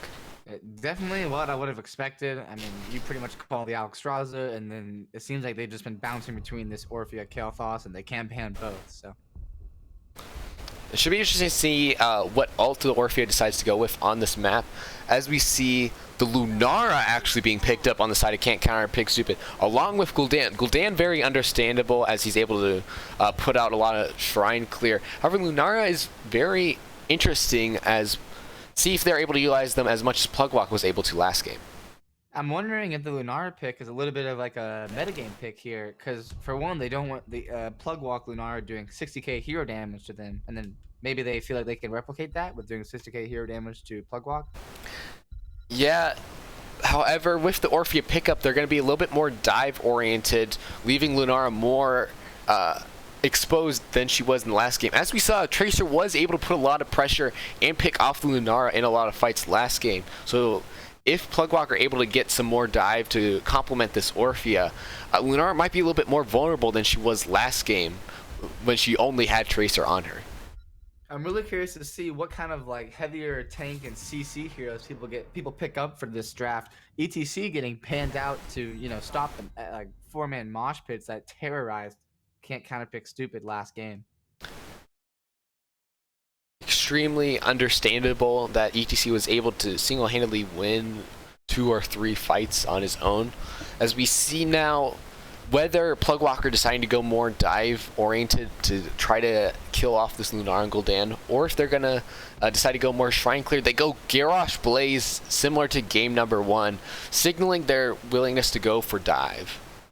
I mean, definitely a scary duo right there. Garrosh, like being able to throw an enemy, especially some of these like squishier damage deals like Lunara and Gul'dan. Just if Gul'dan gets tossed into the middle of a group, I mean, Gul'dan doesn't really walk that fast. Not only that, but it's setting up a potential Kerrigan pick, as she is very strong on Inferno Shrines to also quickly clear with her Q ability on this map. But Deckard and Malthael being picked up on the side of Cant Counterpick Stupid in order to try to put some pressure on the tankier front line of Plugwalk, as well as with Deckard, very strong, as I was saying earlier, area healer for this map.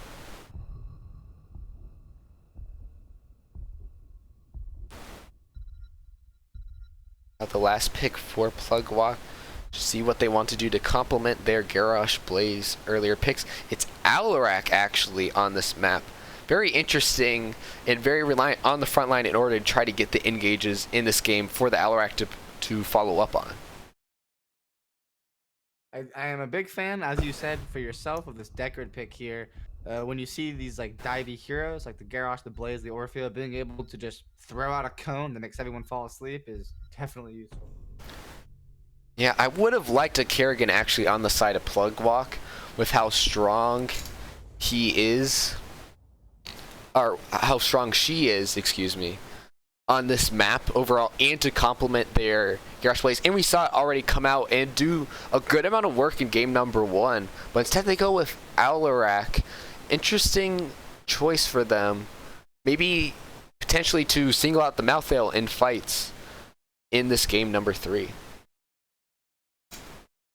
There's also always a chance that Diesel just, felt confident, strong with his Alarak play. He wanted to bust it out. Maybe he has a lot of experience with Alarak, versus some of the heroes that he's, they're seeing for the first time this game, like the Malthael and the Gul'dan. But now, as we begin game number 3, Cant Counterpick Stupid looking to finish off and continue their momentum in NGS Season 6, as we see BUT on the Gul'dan, Osprey on the Lunara, on the Nubrak Volkhammer, on Deckard Payne, it's Killadorn, and on the Malthael we see Silma. And on the blue side, with 1 point already on the board, looking to finish up the series in their favor, we have Diesel on the Alarak, Pharos on the Garrosh, Kagura on the Alex Straza once again, 2Js coming back on this Orphea, and Criticalo on the Blaze.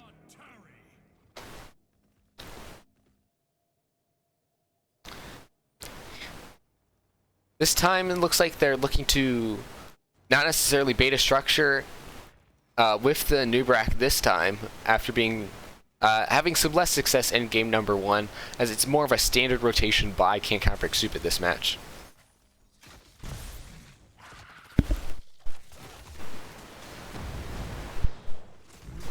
So what does this game mean for the standings in their leagues? You said with 1 point already on the board, Plugwalker's already secured. Well, they're in playoff position. That doesn't necessarily mean they're secure. We're only about halfway through the season so far for NGS. A lot of matches still left to be played, but it was very important for Plugwalk to take at least a map off of Cant Counterpick Stupid this match. Well, like all teams would, they definitely want to win, and they're definitely looking for this 2-1 here. Well, Cant Counterpick Stupid with that 4-way tie in first place really needs to get the win here in order to keep pace with the other teams in their division. Now what should be interesting in this top lane is Malthael, once he's able to get his pickup at level 3, should be able to really bully out this Blaze in the top lane. Both teams definitely, when you saw from the first 2 games, once they were able to kind of like fulfill the condition that they drafted around, they were able to just dominate the game every step of the way. So both teams probably really just on edge, trying to like secure their ability, like wherever they want to be in this game. Obviously, of course, for Plugwalk, it's going to be setting up positions where you can dive and, being positionally really correct and getting a few of these early fights to secure some momentum. Meanwhile, Cant Counterpick Stupid putting a lot of priority on these early camps, able to take their camp right at very early, and as well as with the bottom camp. So now they look to put some pressure in these bottom 2 lanes. We saw how absolutely devastating Cant Counterpick Stupid just like macro timings were in terms of like the pressure it put on Plugwalk like the entire game. It doesn't really look like much, kind of each camp in the moment because they're, minions just walking down the lane, but if that happens, every timing, it definitely just opens up a lot of the map for Cant Counterpick Stupid to take these like small leads that really add up. Meanwhile, we see Malthea pulling back in order to try to take this top camp and put some pressure during the shrines. As both teams look to start to posture, Cant Counterpick Stupid getting one last clear on the bottom lane. And Pluglock actually going to their camp a little late, giving some extra free time for Cant Counterpick Stupid to get a lot of progress on this shrine.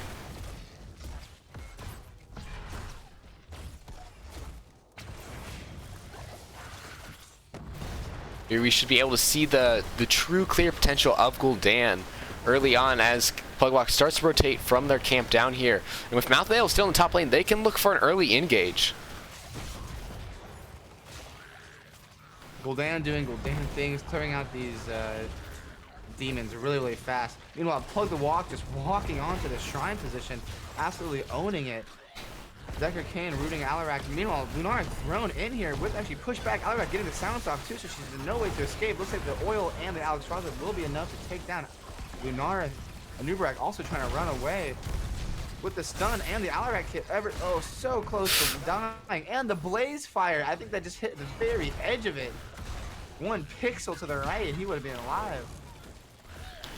That was a really nice play by Critical to finish off that kill as, again, they catch out the Decker. Now, another throw here. The Decker's absolutely doomed. No way to escape. after a strong start, it looks like Pluglock will be picking up this objective. Thanks to the Garrosh with Pharaohs able to get that initial throw onto Lunara and secure the first shrine. Exactly what I was talking about with this positional advantage and these teams fighting for like where they want to be. If this Garrosh can get into a position where he throws like literally everybody just into the death ball that is Pluglock's team comp, they're able to just surgically remove every single one of Cant Counterpick Stupid's team. But we still do see a macro lead from CCS here.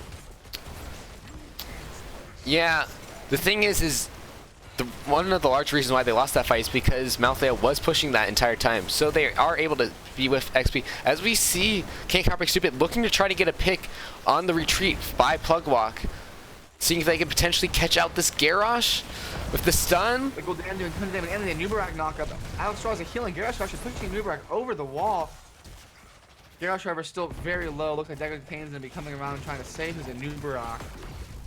Unfortunately, with the Alarak Discord Strike and the Orphea Qs as well, it is just too much burst damage for the Decker to heal through. That was Garrosh throws for carrying these early game fights. That was risky by the Nubarak to go for the stun to try to secure the kill. With Decker able to just get, or with Alex Straza, excuse me, able to get just enough healing to keep the Garrosh alive. With Nubarak being right there, he was able to get thrown over the wall and eventually finished off by Pluglock. I'm definitely curious to see how these fights turn out when we have like the full 5v5. I know I'm playing against Malthea myself. If you just kind of like let him be, he can just jump around your team and all of a sudden you're all dead. We see an engage onto Gul'dan as Orphea is able to finish off the Gul'dan with Pharaohs sharking around for more but not able to really find it. Pharaohs looks like he's botting for this camp here, making sure that the CCS doesn't get their macro advantage. The Nubarak roll out, actually throwing Orphea in to try to get at this Nubarak damage, and Lunara doing tons of poison damage to Alarak and Orphea, forcing them to back up a little bit. However, they don't back up for free. They do have the camp and about a half level lead, giving them their ultimate. Yeah, as now we see Pharaohs sharking around again, looking for any throw as he's been able to been very successful getting these picks. As we see, something that's super exciting to see is actually the deadly charge on the level 10 rather than level 20, because Alarak definitely just go in and do tons of damage. This throw on the Gul'dan, he just can't do anything to escape. Anubarak forced to engage to try to save his team, and actually a Lord NATO pickup here rather than the sleep. Interesting.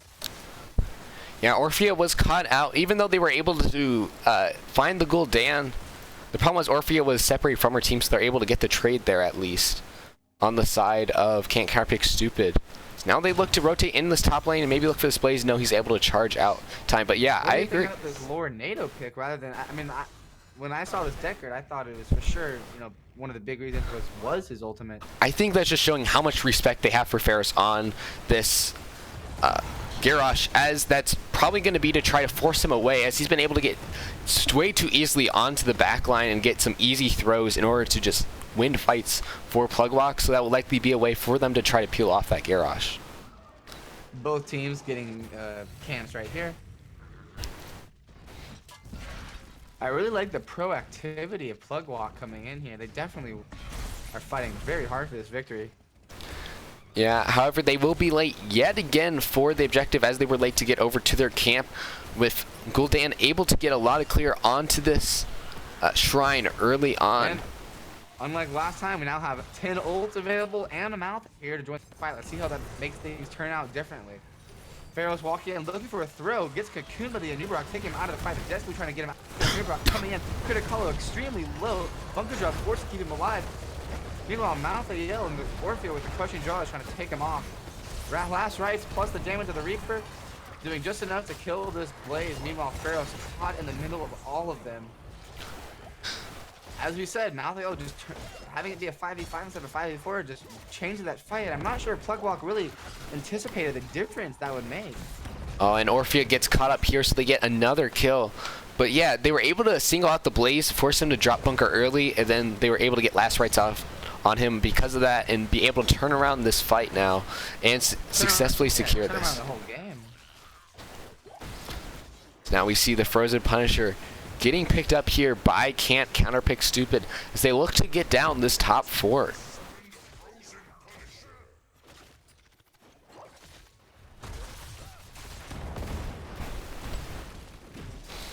Alexstrasza looking for a little bit of help as they wait for everyone to get back here. We're waiting for the Orphea as the Punisher jumps onto the Garrosh.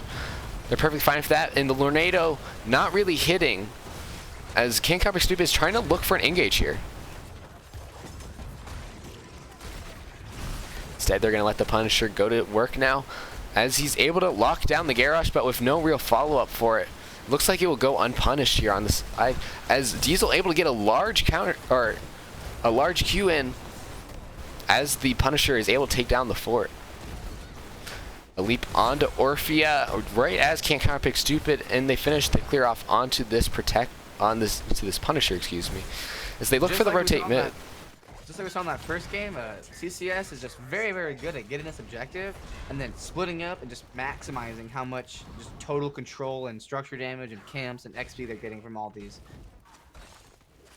Yeah, they're able to put a lot of pressure onto all three of these forts, getting the top one, now looking onto the bottom fort here in order to try to get a lot of trickle XP, but Plugwalk is looking to try to potentially get a flank here onto the Cant Counterpick Stupid. They actually do see, they did see the Alarak before he was coming up, and they do see that all four heroes are here now, so I'm assuming they were going to play it extremely safe, disengage, and not take the fight if they don't need to, especially while ahead almost full level.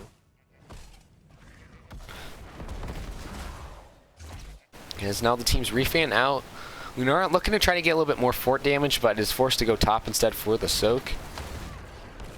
As right now, Cant Counterpick Stupid just trying to look for getting 216 and get another advantage to force another fight, as they have that trickle XP from the top fort really helping them in the XP game. Fortunately, a failed Horrify will not be the engagement that Cant Counterpick Stupid wants, as Plugwalk looks towards their camp in order to get some macro pressure of their own this game. The Lunara scouting this camp, they definitely know they're game. I don't think they feel like they're confident enough to contest. Yeah, they're kind of forced to wait for this Horrify to get back up in order to take a fair fight, as Ferris looks to get in with a huge shot. The Anubarak with the teleconnect push, hitting 3 people here. Malthael coming in, tearing up this Pharaoh from the backline with the last rise coming in to seal his fate. Meanwhile, Lunara also taking out the Alexstrasza. Easy 2 for 0 coming out. Meanwhile, they actually secure this Orphea as well. It must have been cocoon. I didn't even see it. Yeah, it was very unwise for them to be, for Plugwalk to be looking for a fight with the Blaze soaking in the top lane, and so Cant Counterpick Stupid was able to take advantage of that, disengage off the initial throw, and then re-engage onto some of the squishier members. And the tunnel here for the Alarak. Luckily, he's pushing him through the wall fast enough to not escape dead. This push coming out here, it seems pretty early to me, but it definitely is working. Yeah, so far so good, with a whole level until 16 is able to get picked up here by Plugwalk gives a huge advantage to Cant Counterpick Stupid. Uh-oh. Should we pause the game? I think you have to. I don't have the ability to, actually. There you go.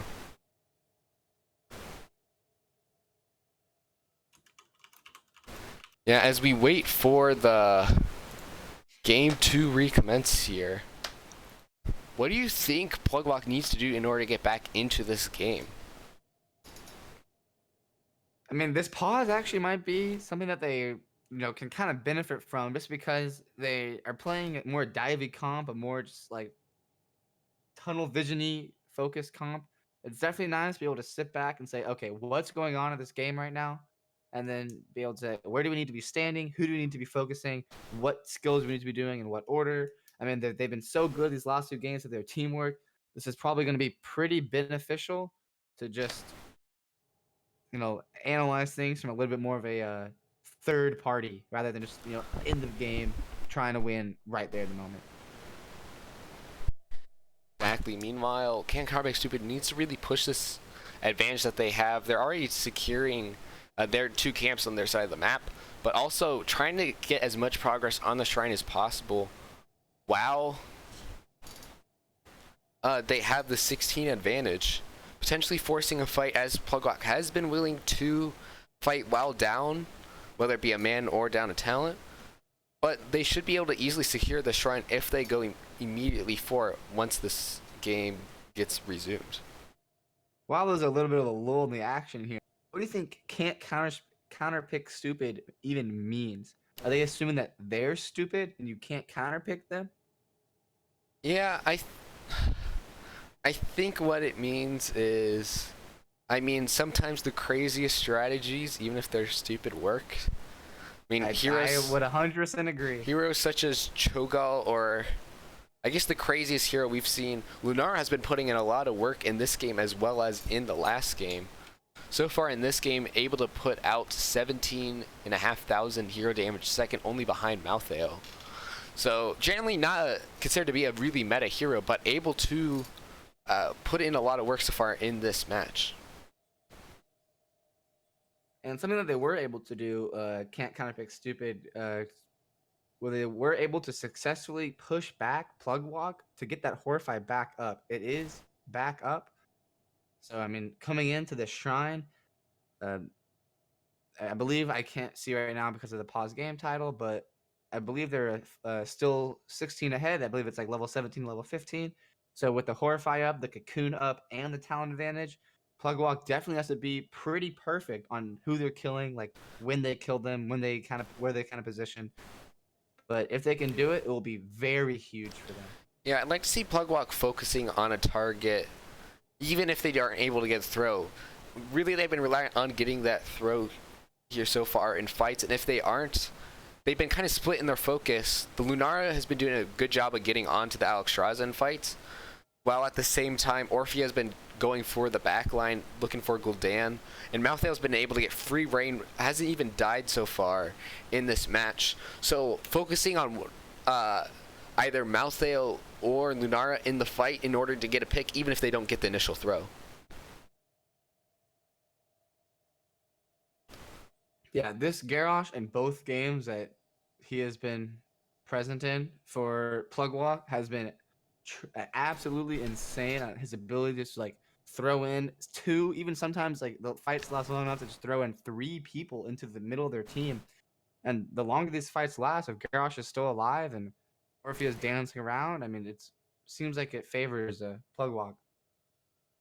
However, the problem is Pharos has been so good on this Garrosh, when he's not able to get a throw in, whether it be a minion gets in his way, or just positionally, Cant Counterpick Stupid is able to back up. They haven't been able to win a fight. They're really reliant on getting this initial throw by the Garrosh.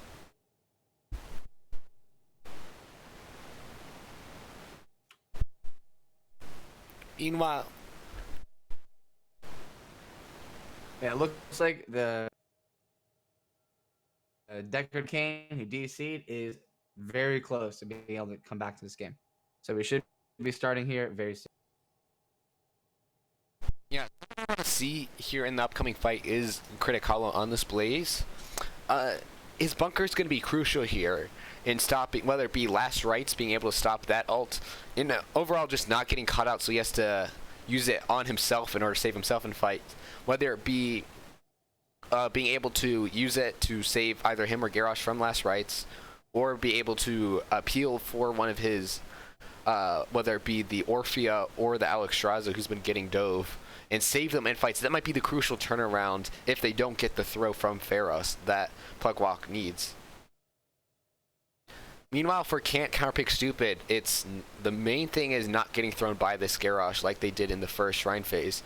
Lunara kind of didn't respect the Garrosh as much. We've seen them start to respect the Garrosh now, give him space, be focused on poking him down in fights. However, it's important for them to not only do that, but make sure that they take advantage of this advantage they have now.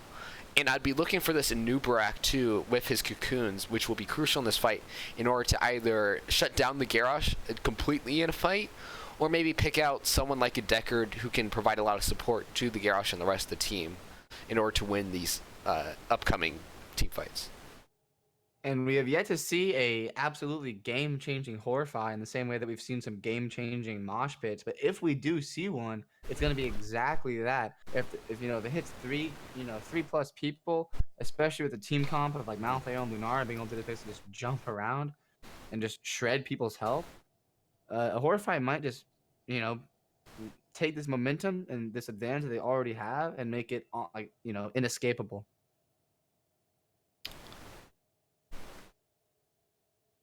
Exactly.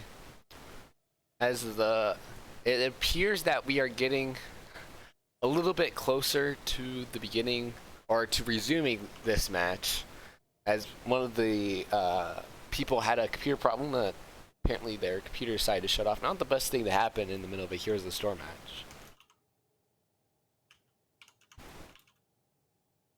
But I definitely agree with the Gul'dan Horrify. He had one bad miss in trying to get the pick off, but it could definitely be crucial in trying to turn around some of these fights and separating their team. A little bit of some tasteful banter coming out from these two teams here, as it looks like almost everybody is roasting the Deckard Cain is poor PC.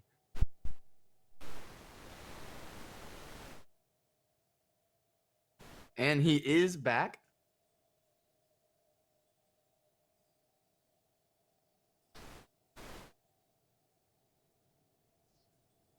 As we get back into this game here, any second now. The BM 3-2-1, 3-2-1 again. As we see Cant Counterpick Stupid picking up these camps here and looking to go onto the shrine, as Plugwalk is just kind of looking for, seeing if they can catch anyone out on the side of Cant Counterpick Stupid. I'm wondering if we'll see any notable impact that pause might have had. I know sometimes, you know, this game, a lot of it is just kind of taking the moment and the momentum. Sometimes just stopping that abruptly like that can really, you know, help you or hurt you. As Plugwalk now gets 16, they're looking for the engage now. Pharos positioning, looking to see if he can get a pick, while Cant Counterpick Stupid being on the back line as they have the clear from the Gul'dan in order to try to finish off the shrine. That bush, Garrosh actually becoming the Horrify, coming out really early in the fight, not really doing much. Like while the Pharos almost back to full health, but Nubarak coming in with a crushing job, hitting like 3 people from the enemy team. However, Malthael dying extremely fast, and Nubarak being thrown. Looks like he's gonna escape with just a sliver of his health pool. This is exactly the fight that Plugwalk needed in order to take back, you know, the game. We were talking about how much of a lead that CCS had before this fight, but the Horrify not really doing enough crowd control, like when the action was like actually going on. Yeah, however, Beauty on this Gul'dan is able to steal enough minions. Looks like Gul'dan's gonna be thrown back into the team. CCS is gonna be taking the objective, but at what cost? Already be not enough shields to save his life. Lunara will be able to hop away, but 3 for the objective. Do you believe that's worth it? I believe it is, because look at this pressure they have in the top lane that was able to get down the wall there that Blaze has to respond to. This Mortar Punisher should be able to easily get down this fort as well, while Cant Counterpick Stupid is getting back up here. Excellent snipe for that objective there. If it was a 3-for-0 and they lost the objective, it would have been a much different game. But we saw a very similar situation that happened last game when they traded 4 of them for the objective on Alterac. And it was definitely just worth it then. And it did very much the same strategy. They got the objective. They had these cams kind of apply some pressure, push plug walk back. And once they know that they're safe from this like crazy dive comp, they just take every camp available. And these catapults are starting to add up for Cant Counterpick Stupid in all these lanes now that the forts are all down, as they're able to get a significant amount of push in every lane, causing for Plugwalk to be on a little bit of the back foot now. Plugwalk was able to get back up to even Palantirs for that fight that we just saw. That did, lead to them winning the fight in terms of killing the enemy team. But being almost a full level ahead, it does look like CCS is going to get 20 before. So I'm curious how much they push that timing there of about the minute or however long it's going to take before, when they have 20 and Plugwalk does not. Yeah, but now Plugwalk is looking to potentially get an engage here onto Lunara, but it's a trap. And truly a trap indeed, with the Alra going down extremely fast to that Gul'dan. And 2 quests being completed from the side of CCS. The Alarak did not check that bush first, and they were able to burst him down fast enough, as Cant Counterpick Stupid is looking to go for the gate wall on this mid keep. Some of their damage is gone without the Alarak. Definitely a crucial player to be out of the game. Pharaoh's coming in trying to get a good throw, being zoned out by this Anubarak, keeping up in front, trying to get this power dead. But because of that, also, Cant Counterpick Stupid is about to get 20 again, a level ahead of Plugwalk, as they look to get the last little bit of XP here. Should be interested in seeing what they pick up on the side of Cant Counterpick Stupid. So it's again. This was definitely the situation I was talking about. This almost full level scenario where they can pretty much do whatever they want, and Plugwalk has to respect them. So I'm curious how they just push this advantage, possibly for the victory here. See a lot of standard pickups. Again, something notable is the bottomless potions by Deckard in order to lock down and get a little bit more value out of these potions. But now we see Plugwalk looking to maybe try to save their keep. The Discord strike on the Lunar, putting her about a little bit above health. The 4-5 coming in on this Kagura. Alex was able to jump on this Gul'dan, killing him almost immediately. Meanwhile, was Orphea not able to kill yet. She jumps into the bunker, being healed by Alexstrasza. Pharaoh's coming in, walking, trying to get the pool. Isn't able to get close enough. They did do enough damage to force CCS to back up, not ending in the game-winning push that I believe CCS was kind of looking for there. Being a talent here behind, it was definitely a good fight, a 1-for-0 turnout. Yeah, they had the horror fight we've been waiting for, but they just didn't have fast enough burst damage, even with the upgrade onto Horrify, in order to secure the Alexstrasza. She was able to get away into the skies, and then they were able to follow up with a good chomp by Orphea, but Cant Counterpick Stupid is still looking for putting some pressure on this bot keep.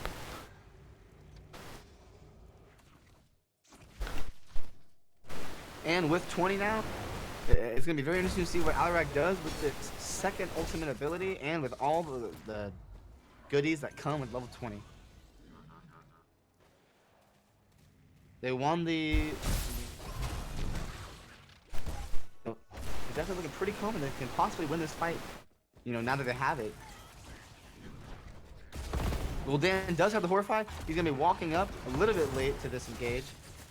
However, it looks like CCS is going to be waiting for him. Not too worried about the Plugwalk getting 40 demons or duders.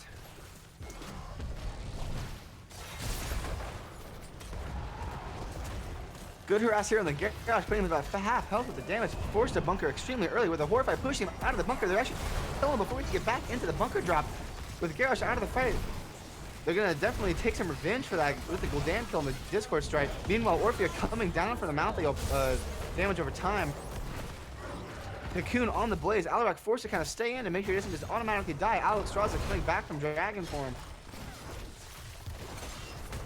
Anubarak pushing out the rest of the members of Plugwalk while CCS try to take down this blaze that they had cocooned. Malthael dealing with these skeletons up for the shrines. Meanwhile, Blaze can just not catch a break from the CC from Deckard and the Nubrag. Looks like they're going to keep chasing him down. Trying to secure this kill. The Impale stunning him. Will he survive? It looks like he just might with that second rush. However, even with that, it was a 3-for-1 trade, and it definitely secures the objective for CCS here. Putting Plugwalk on the back entire leg here.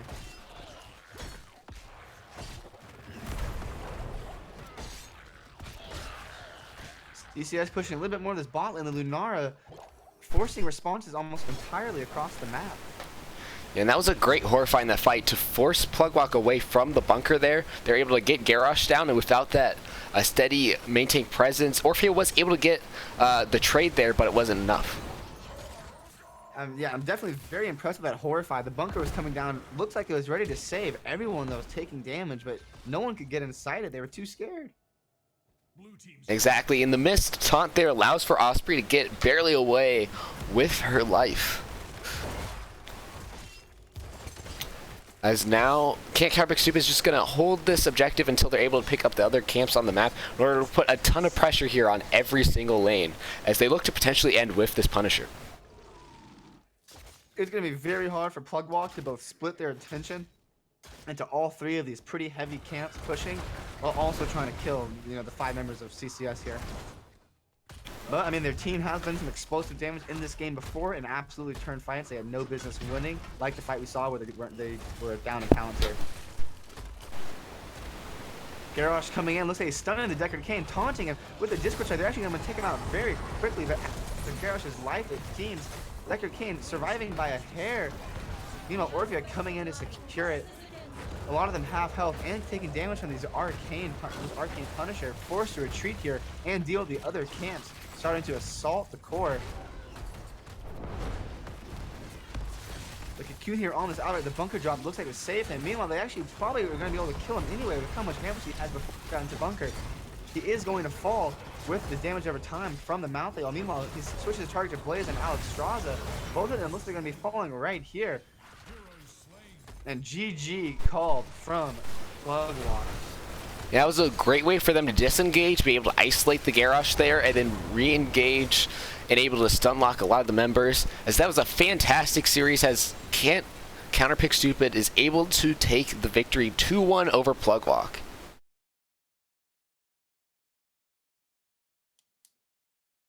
Are we prepping up for an interview soon? Yes, I will see, but go ahead. Can you please talk about, as we look at the stats here, the ability that Lunara was able to put through in this match? Yeah, I mean, I definitely think it was a wise pick. I don't know whether or not the motive pick was they just saw whether they were good at Lunara beforehand. They saw how good Lunara functioned from Team Plugwalk in Game 2, or maybe they just didn't want Plugwalk to have it, and it turned out great for them. But motivation aside, the results were definitely there. The amount of just poison damage she can just put out over these longer period of fights that CCS tends to create with heroes like Deckard Cain and a Nubrak cocooning, it just really adds up to pretty insane numbers. And she's very evasive, hard to kill, excellent counter to Garrosh from my experience, being able to slow him, poison him. If he gets close, you just jump over him. Yeah, definitely a key pick for the side of CCS there. Able to put in a lot of work in both games and without too much pressure, put a ton of damage, especially after that level 20 upgrade to the poison, put pressure on both the people in the backline as well as onto the Garrosh and secure a couple more kills.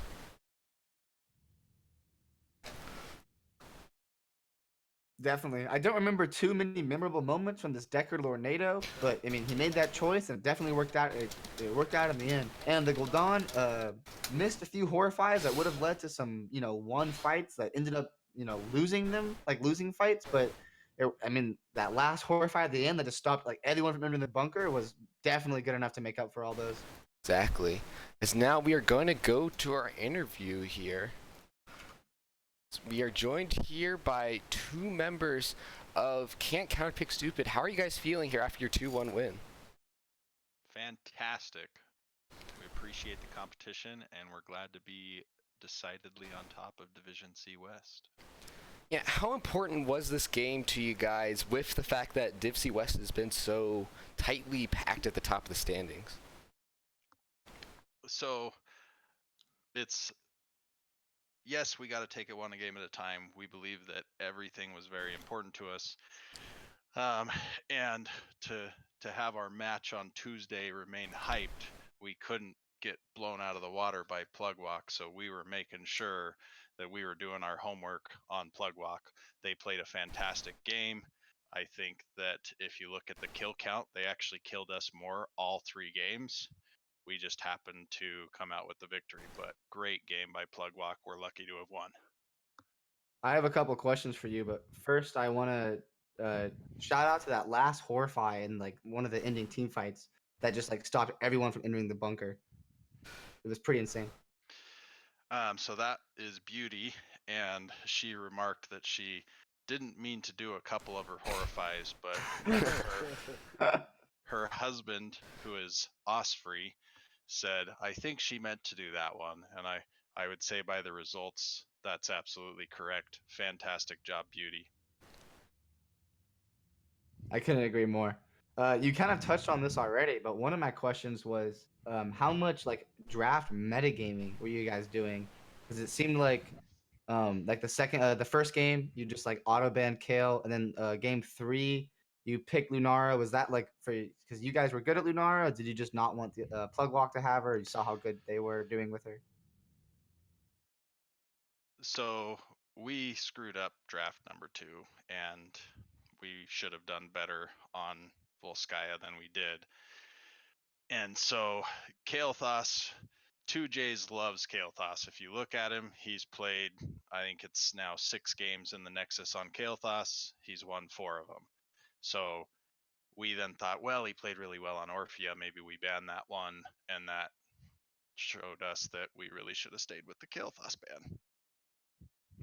Yeah, that kill was definitely a monster, as well as a Lunara. They're both putting out like stupid damage.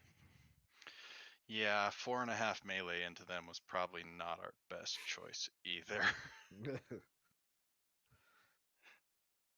I have one last question before I let Dead Latin ask some of his. But what was the thought process, like especially in that game 1 and 2, when like there was a couple fights in game 1 where Kerrigan would just like jump on you, and then like 2 seconds later, 4 of you guys were dead. What were some of the comms like, or like the thought process when you guys were just getting like jumped on so quickly like that? Go ahead, Kelladorn. I So we were a little bit aggressive in there when Kerrigan was jumping in. We were acknowledging that you know, just kind of shake it off. Let's move on. And we had a really good meta game that first game when we were pushing other places. We had a lot going on there. And clearly, the first game it worked out for us in the end. Yeah, Kerrigan completely made it past our front line and just had her way on the back line. And so we had to make sure to shut that down. I think we eventually figured it out, but it was also that we had created enough map pressure that we didn't have to be like, oh, hey, how many wombo combos do you want to hit us with? Let's walk in right now. Yeah, the whole like almost all 3 games, I was commenting on how like sharp your macro timings were in terms of like getting camps and just like forcing Plug Walk to basically like be inside their half of the map. Oh, absolutely. That was very much how we were winning, was the whole macro game, the camp pressures and forcing them to move into us. Because like Valk said, I think we didn't actually get a single game where we had more kills. Hey, kills don't win games. No, it doesn't. Map pressure does. They I do think after level 16. I think Dead Last has a few questions, so I'm gonna pass it off to him. But good job, guys. Thank you. Yeah, you guys first picked Anubrak all 3 games. What do you guys see in him over some of the other main tanks? They wouldn't let me have Joe. I was Well, feeling it that third game. You know, we also part of our scouting, we understand some of their strengths and some of their weaknesses. we really did want Joe, and they had apparently either scouted it out or too afraid to let Joe through, because we really did want him. Her, yes, Joseph, her. But Anubarak was a solid pick. They picked mages every game, and honestly, he's a top tier meta hero right now. And then Pharos on that main tank, both on Garrosh and ETC, was really able to do a lot, able to turn a lot of team fights. What adjustments did you guys make towards the end or after the first half of Game 3 to kind of turn it onto him? Val? Sorry, I'm trying to get into the game with RTB, so ask that again if you want me to answer. Yeah. How did you adjust around the play of their main tank in Game 3 after like a couple key throws he had in Moshes in Game 2? Well, we made sure that they couldn't mosh us again since we walked right into that. And we really were prioritizing slows, and Beauty had some great corruptions in his face that just chunked him down. Absolutely. The Garrosh was, I think, a lot less scary for us than the ETC. That mosh on the second point was game turning. Was Caledorn's fault. Well, never mind. We won't get into it. Well, anyways, those are some great games, guys. Really good job of getting the win, getting on top of Div C West. Oh, yeah, go ahead. I have Jack. one last question before I let you guys go. What kind of fundraising are you guys going to be doing to get your players some better PCs? We actually talked about the idea of that we were going to put together a birthday present for Caledorn. Oh, did I ruin the surprise? No, we mentioned it to him because his Commodore 486, despite its upgrades, could not run this game all 3 matches. Yeah. I know I had a power supply issue, and I didn't take care of it. So here I am. Well, great games, guys. Yeah. Thanks so much for letting us cast today. And if you would like to, go ahead and shout out anyone with your win. All right, I'm gonna Hi, start. Mom! Oh, I wanted to shout out to Valkymir's mom. Dang it! I also shout out to this dude's mom. Dude, Yes! it's the thing to do. Also, Wits End mom, who's the same exact person. Shout out to the other team. Absolutely. Great play. They slapped us around plenty. We just happened to come out with the win, but a couple key changes and perhaps luck on their side instead of our side. And this was their match instead of ours. Thank you to. Go ahead. No, I was just gonna say shout outs to our teammates that didn't get to play that match. Wits End, RTB, Thorin, and I think that's it. Avocado, but he's kind of a sub. He's not officially on the roster, is he? And shout out to our casters. We love being cast. We love going back and watching it. We love the feedback that you get it. So we're intrigued to see what's out there. And final shout out is going to be to Rush B. Dominator, you are not ready for Nexomania on Tuesday. We're coming for you. Oh, yeah. And thanks so much, guys, and good luck on that Tuesday night showdown for NGS. Yep. Have a great night, you two, and good luck with your future matches. Thank you.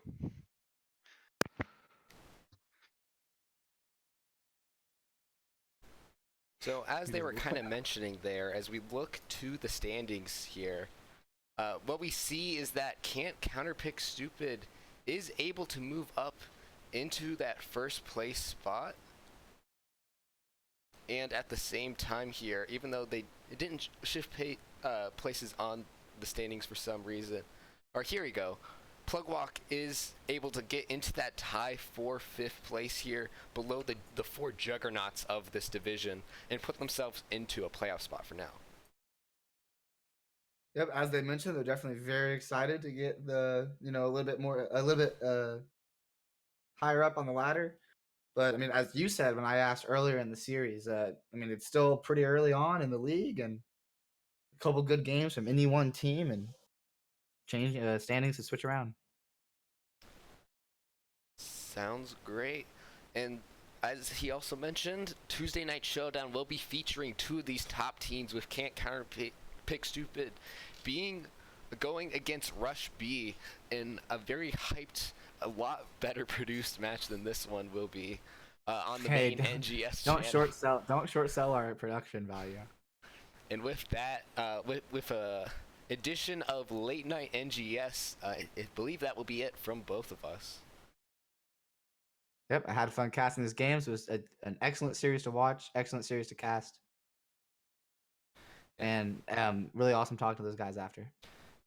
Yeah, good luck to both of those teams as we see Division C West continue to shape up as the season goes on. But with the end of that, I guess that will be good night. Thanks so much, Jack, for casting with me, and Thank you. Hope to see you guys in the Nexus.